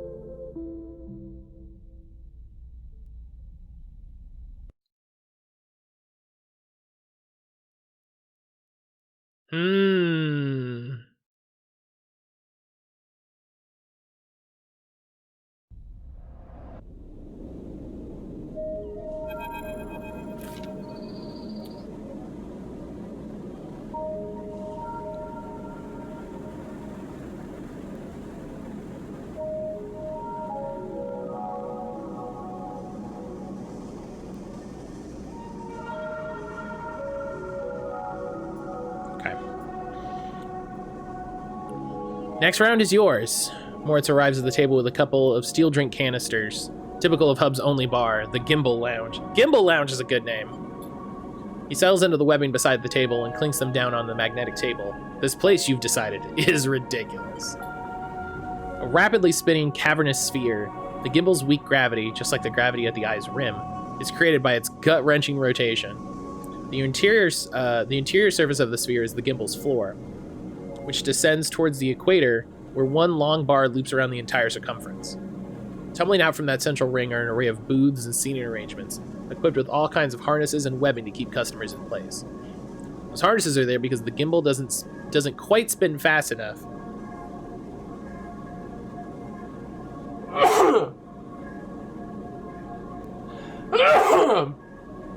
Excuse me. Those harnesses are there because the gimbal doesn't quite spin up fast enough. And you watch as the clientele bounce towards the bar in lazy arcs or shift from table to table with graceful leaps. What are you thinking? Asked Moritz, noticing you staring out at the gimbal. How weird this place is. Moritz glances around as if for the first time. Yeah, Bliss never used to like coming here. Moritz takes a drink and stretches. So, Sleeper, you sticking around? If you'll have me. Moritz nods. Of course, I'm gonna need help in the bay. Moritz rubs the back of his head. One cycle at a time, that's how we'll take it. Nice and easy. You aren't sure if he's talking to himself or you. We'll make it. He lifts his drinks for a toast. To the next cycle, he pronounces, then knocks it back. Later, when you finally leave the gimbal, Moritz is still laughing. You help him out of the spinning gimbal and back into the hub, sending him on his way home to the bay. Then you pause for a moment, watch the stars as they spin and spin around the Eye. You smile to yourself, Think of Blisson and Keita out there somewhere among those points of light. To the next cycle. There we go.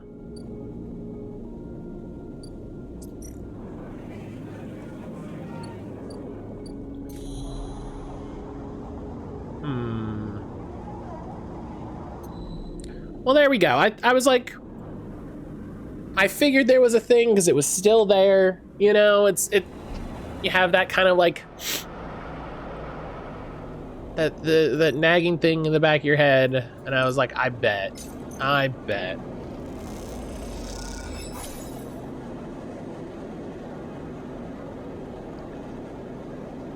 will definitely play this. Oh yeah, that was the other thing. That was the other thing I wanted to do before finishing the, was do this.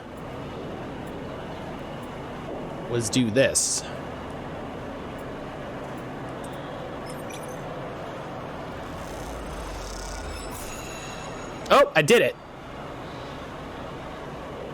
That was 2, because I did bad. Oh, is it not that? Oh, steal 3 shipment. Oh, I didn't steal 3. Oh.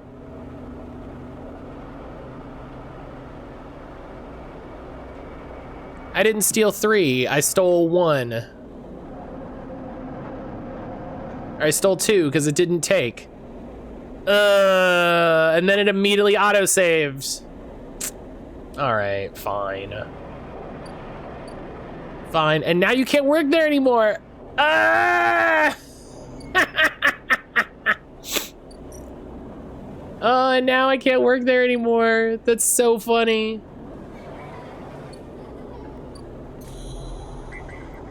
That's so funny.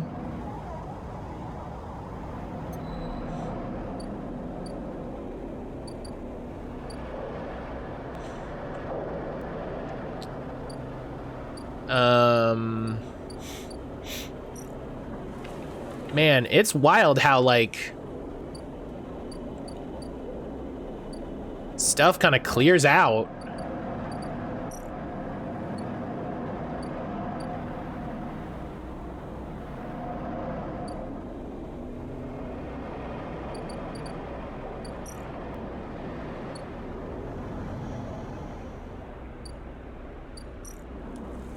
Like, that was one of my favorite places to work because it had a good, safe, like, job. Yeah, Matt, you ruined it by stealing. Listen, I wanted to see what was happening. I did it for the Chivo.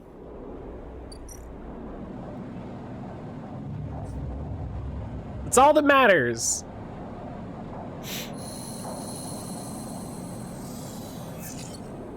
All right.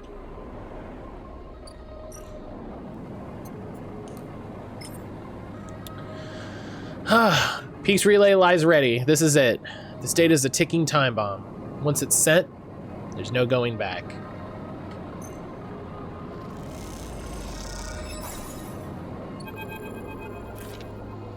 With the data sent, the only thing to do is wait. As you do, you imagine Helene receiving the data, perhaps in the middle of some Havenage Council meeting. You think of her trembling hands as she slips out of the room to read it. Her reaction, you can't predict. You imagine Saul, too, one of his crew, finding him in some corner of the Pilgrim Seed, overseeing the modifications that'll turn it into an ark. Those sharp eyes scanning the data, looking for a way to proceed. The wait draws out, and to pass the time, you watch the activity beyond the edge of the eye. The scrap shuttle pulling components from the now abandoned cordon, and the supply skiffs making runs between the flotilla ships. It isn't long before you hear the chirping of one of Helene's now familiar drones approaching the viewing platform, and then Helene herself strides into the room. Where did you get this, Sleeper? Helene holds up a slate, scrolling with streams of flux data as she enters. I need to know your source. It doesn't matter. That's where you're wrong. Helene shakes her head. I need this data authenticated. I can't just... She pauses and pushes her hair back out of her face. There's a lot to take in. A shadow protocol inside the flux? The system's CAN channel starting up? A total collapse of the eye? She rubs her forehead.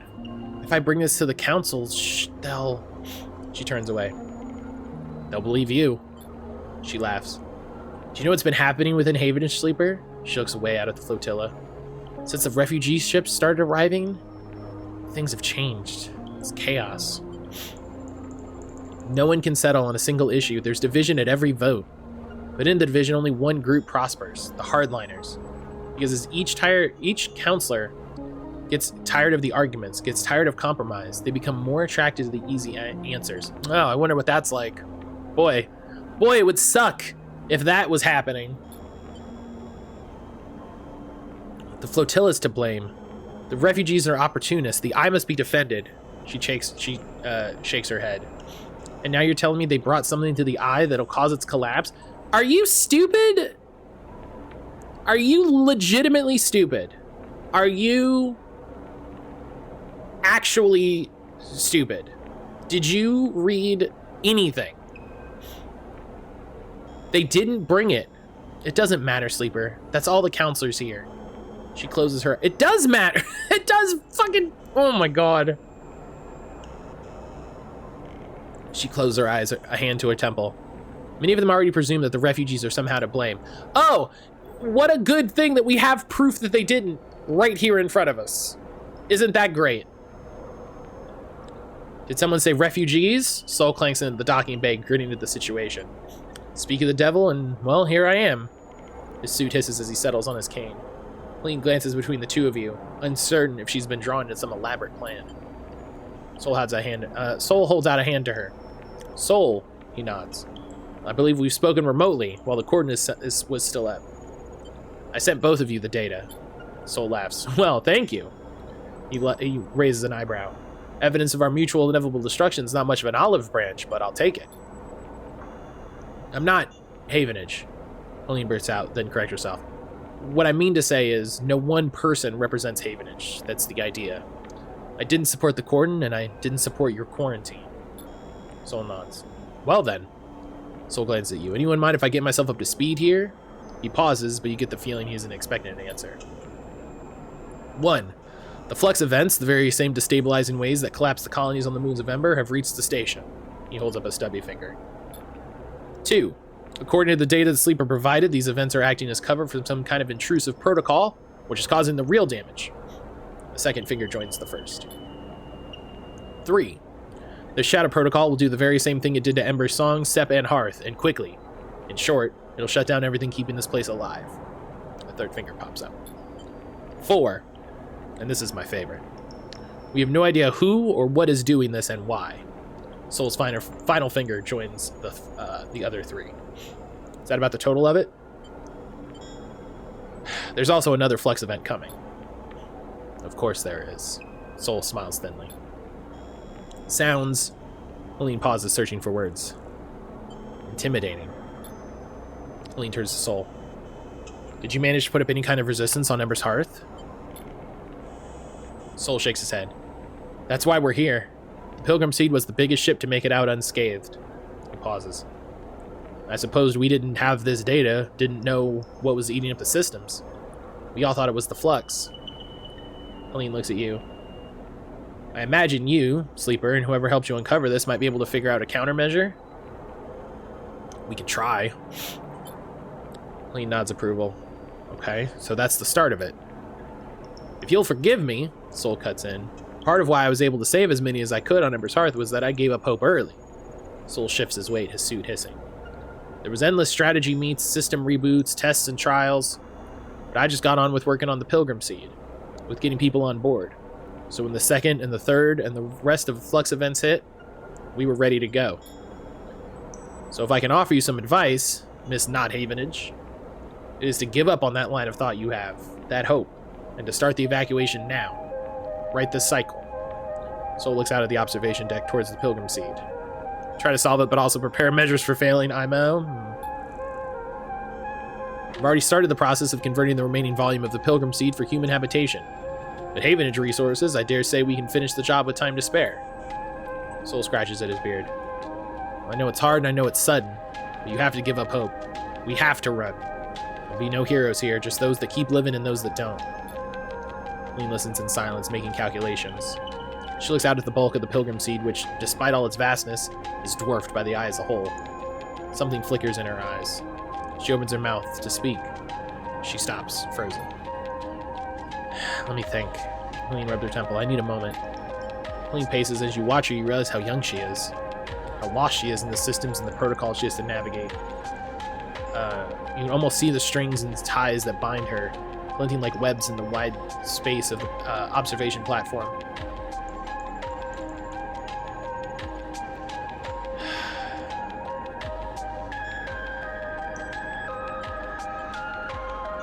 Yeah, we purged the shadow protocol. I think that's it. Helene stops pacing. With what resources? The data you sent me, this thing is a shadow, uncontrollable, untraceable. Perhaps with the full contingent of the Havenage Systems Department, but that would require hundreds of work orders to be overlooked. Maintenance schedules abandoned. She looks away. Getting that through the council, would that even be possible? She glances at Sol, who's patiently waiting, patiently listening. We do it without them. Impossible. Helene looks at the slate again. I'll take this to the council. Force them to listen. Force them to act.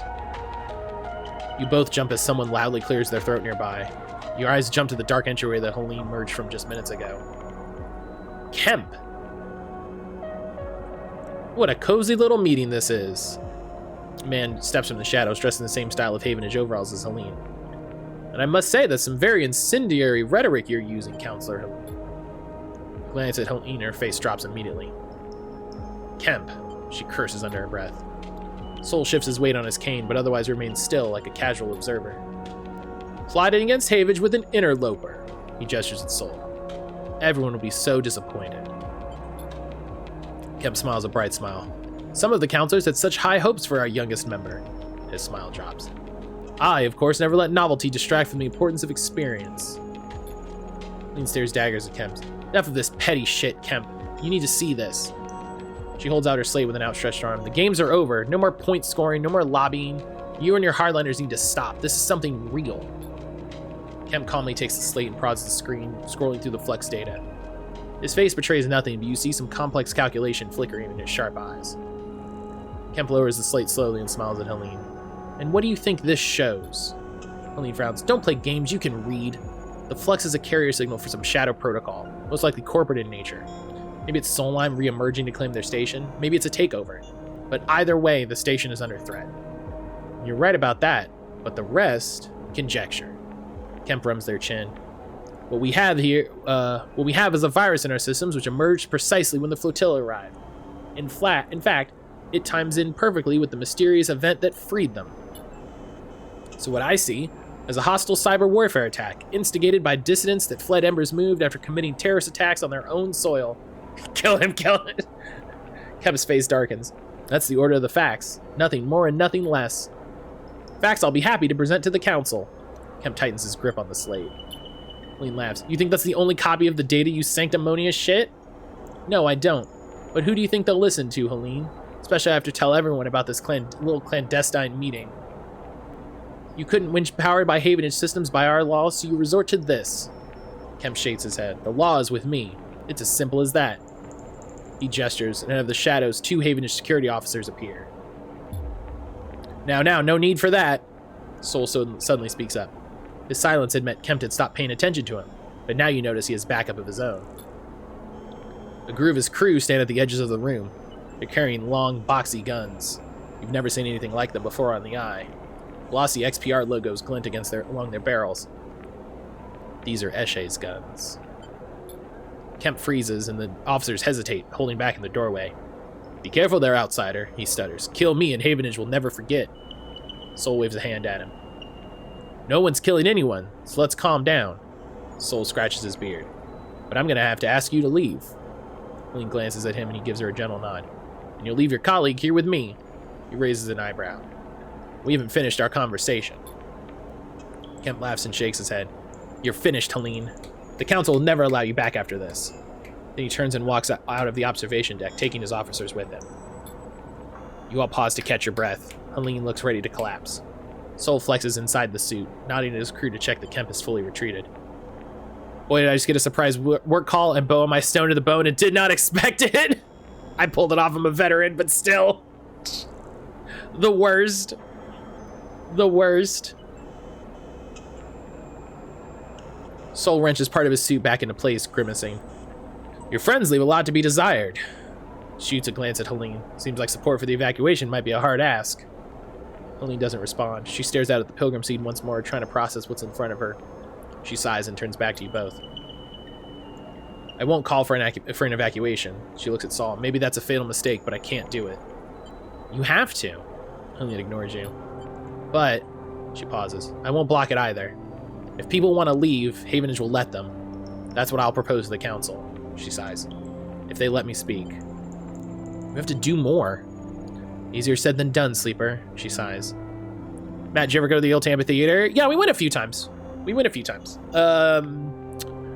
saw Night Vale there a few times. We saw what's the movie?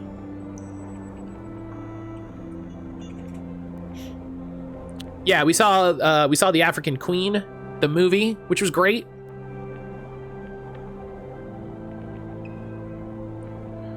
Looking up various road trip ideas. That theater looks badass. It's really good. It's a really nice theater. It's a very nice theater.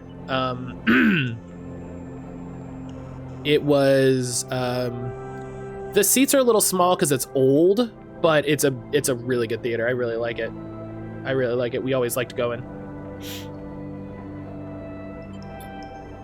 She nods at you and Soul and turns to leave. Soul is quiet. He scratches at his beard. Good luck. Good luck. He offers to the party and Helene, but she doesn't respond. What are you doing in that neck of the woods? What are you doing down there? He leans on his cane. I'll be honest with you, Sleeper, none of this changes anything for me. The Pilgrim Seed will be going in a handful of cycles whether Havenage wants it or not. How long? Soul grimaces. Honestly, as soon as we're ready. I'm not eager to run down the clock on the last cycle. Soul puts a hand on your shoulder. There's a berth for you and any you can gather, Sleeper. That much I owe you. Helene? I wouldn't hold out much hope of her coming around, Sleeper. She's too tied up in all this. It won't let her leave even if she wants to. He eyes you. Hell, I'd say the same about you, but you have a habit of proving me wrong. Someday I really want to go to Gibsonton, Old Cutoff Season. Oh, yeah. Right now I'm looking at him driving out to Baltimore or Philly. Just have a giant road trip weirdo shit. Oh, yeah. Yeah, I've been... I was in Gibsonton for something. I forget why. We definitely drove through it a few times.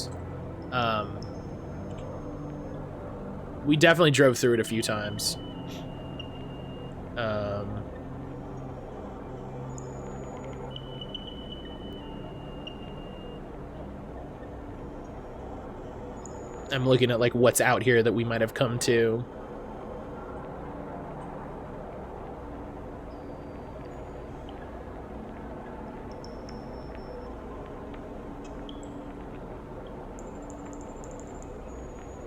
It's small. It's honestly very small. I would have thought it was a little bigger. Very invested in carnival sideshow history. Root of a lot of modern obsessions, pro wrestling, cinema. The place seems so interesting. Oh yeah, you can't ignore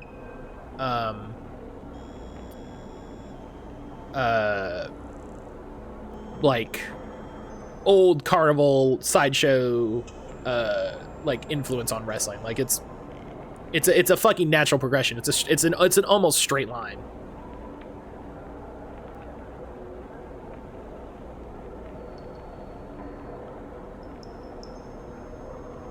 Oh, they got a museum just outside of it. Erlin home for accessibility, different size mail counters and the like. They have a museum called the Showman's Museum, which is in Riverview, which is technically across the river, but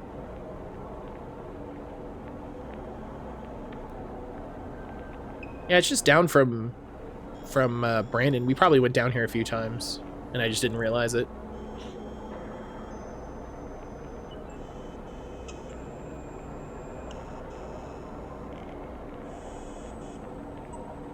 It's so weird to look at it now, you know? It's always been pretty north of what I've been in Florida for. True. Yeah, because you were probably down in like the Miami area, yeah?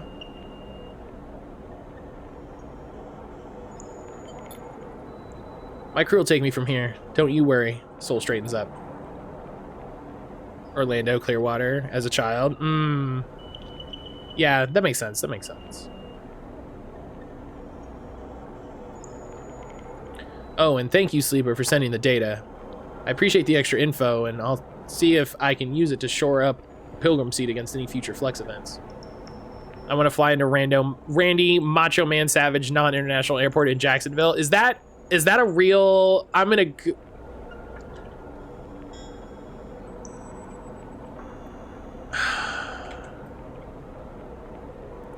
Randy Macho Man Savage non-international airport. Is this...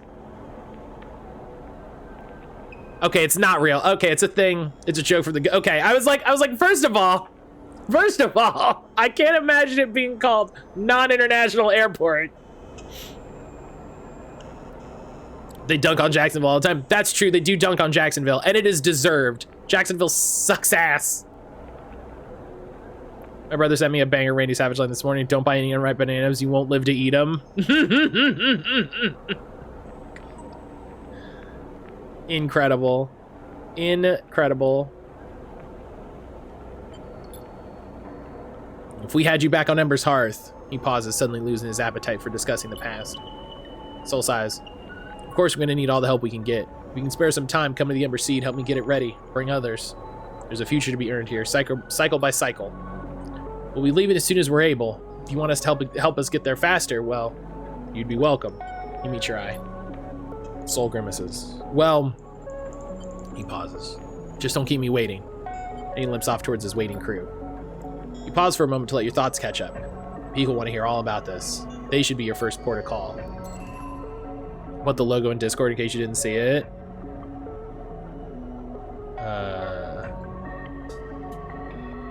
Scroll down here.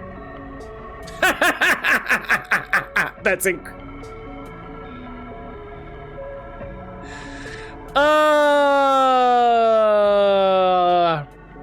Florida. Gosh. It's such an airport feel to it. It's incredible. I love the non. I love the way the non is there. Like they absolutely had to add it after the fact. Like they absolutely had to add it afterwards.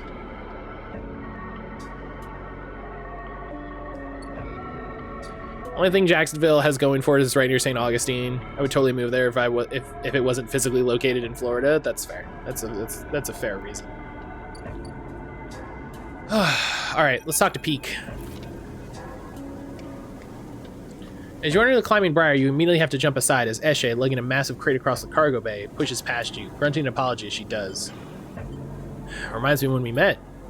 Eshe sniffs and doesn't look back.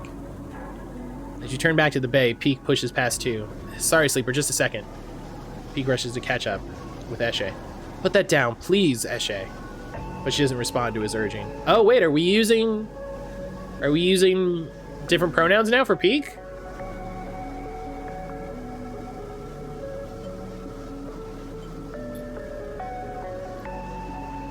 We can't leave, not yet. Peak puts a hand on her shoulder. Please, I'm the only one here who can... R.I.P. Macho Man, one of my that era faves with Roddy and Jake the Snake. Character not hit. When you're talking about wrestlers, you very specifically mean the wrestler, not the man. My sister-in-law's moving to Jacksonville soon. We all have the same thought. Why? It's for work, but still. He was the cream of the crop. The cream of the crop. The crate drops, the sound of its impact echoing through the bay like thunder. Can do what, Peak? Her eyes are burning with anger. Save this place? Are you still that naive? We are running, Peak. We are running because this thing cannot be stopped. It couldn't be stopped at XPR, our home. Why would we say to stop it here? Oh, Oh! Because we can, Eshe. We can give these people a chance. Peak pleads with her. Is that what happened at Hawthorne? Like they gave the refugees a chance? Eshe shakes her head. No, Peak, this is not on us. We barely made it out of XPR. I worked for years to escape, and now you want to throw it all away? I left everything behind. My mother, my friends, to take you out of that place? She clenches her jaw. She turns and slams her hand into the crate, breathing hard. We go. That's the end of it. Peak turns away. You feel unsure what to do, but you know now is not the time for outside arguments. This is between them. Peak crosses the bay back towards you. I'm sorry you had to see that, Sleeper. They sigh. Let's talk upstairs. Peak leads you to the entry ladder, taking you up out of the bay into the habitation level of the ship. You follow them through the tight corridors, noticing the handwritten notes, the clutters, the repairs, the signs of a home. I wonder if that was just a miss from like an early draft or something. Here, sit. Peak gestures to the broad mess of the table with its curved couches. You slide in one side. Peak sits opposite. They brush their hair out of their eyes and take a deep breath. So, how did it go? What'd they say? I've been waiting all cycle. Well, tell them about Kemp. Yeah, here, let's get the bad news out of the way.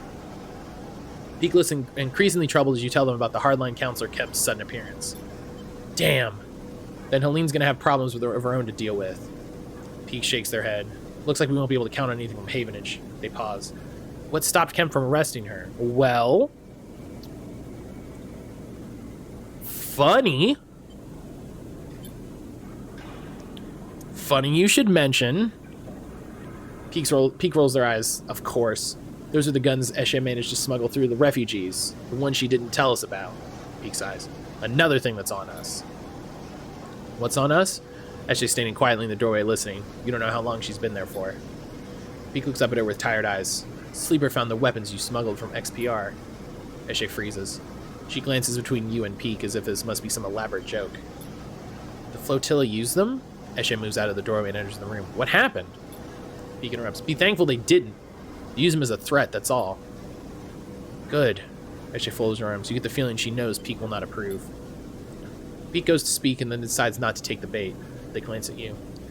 I'm sure you've heard enough of us arguing this cycle, Sleeper. Peak shoots to look at Eshe. But our introduction of those weapons into the equation are just another reason why we cannot simply run away. Eshe looks away but says nothing. She surely knows they can't absolve themselves of responsibility here, so what's motivating her? You realize she might be still trying to protect Peak, even from themselves. Suddenly a shrill beeping fills the room, and Peak pulls out their slate to silence it. But as they do, they freeze. Their finger hovering over the screen, the beeping continues its incessant pulse. What? Peak doesn't seem to hear you. They blink with glazed eyes at the slate. Then they let out a long exhale and tap the screen. The bleeping shuts off, leaving a ringing silence behind. Eshe frowns at Peak. Planning to explain? 12 cycles. Peak looks vacantly up at you both. 12 cycles until the next flux event. They shake their head. I've been using the arrays on the Briar to look towards the center of the system, to approximately where the can channel should be. Just this moment, they detected a signal from the inner system. Given the distance and pattern of previous flux events, we have 12 cycles before it reaches the eye. The silence in the room is deafening. 12 cycles, that's it, before a second wave hits, and this place... Peak interrupts your thoughts. We start now. That's the end of it. Peak stands up to face Eshe. You want to take the Briar and run, Eshe? That's on you. But I won't do it. They take a deep breath. I'll be here, Sleeper, for every cycle it takes, trying to find a solution. I'll need your help. Her eyes meet yours and you see a wild desperation flickering there. We will find something. The sooner we have a plan, the better. If it takes us 12 cycles to fix this thing, it'll be too late. Peak's eyes flash with determination. They reach for a slate and pass it to you, so we can keep in touch. You pocket the thin handheld terminal. And Eshe, Peak starts, but she's gone, storming down the corridors of the ship, down a path to who knows where. You know from experience it's impossible to outrun your fears, but you get a sense that Eshe will try anyway. Peak rubs their red eyes, staring after Eshe. Maybe I'll take a moment before we start. They smile weakly, tears of exhaustion gathering in their eyes. See you back here soon, okay? You slip from the room into the corridor, Peak's quiet sobs somehow carrying through the ship behind you as you leave. And there's the clock! I wish listed this, but I'm going to be real for a second. This is too depressing for me to get myself to try it. That's fair. Protect the Eye. Peak needs a plan to protect the Eye from the Shadow Protocol before the next Flux event. Help Peak plan, or help the Pilgrim Seed. So we can get 6 things for a desperate plan, or we can help the Pilgrim Seed which we can make pretty good progress on. I don't think there's anything down here for Havenage, but you know, let's go take a look.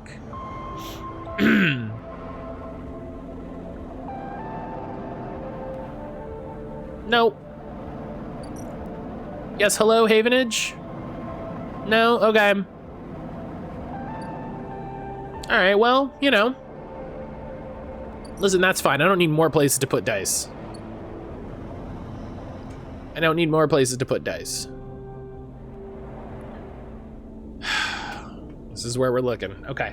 I'm gonna take my morning break. This feels like a good spot. This feels like a good little break point to take my morning break. So I'm gonna do that. Refill my water, walk Josie, you know, go to the restroom, do all that stuff. I'm really excited though. As you might have seen from the Discord notification, I have a new BRB screen. It was an idea I had a while ago, and I poked at it, and it didn't really come together how I wanted, but I didn't let up. And I reached out to a friend yesterday and was like, hey, can you help me? And they were able to help me, so thank you to Josh for the help. And it's not done. There's still some like other things I want to do, but the main idea is working. So yeah, enjoy the new BRB screen, and I'll see you in a little bit.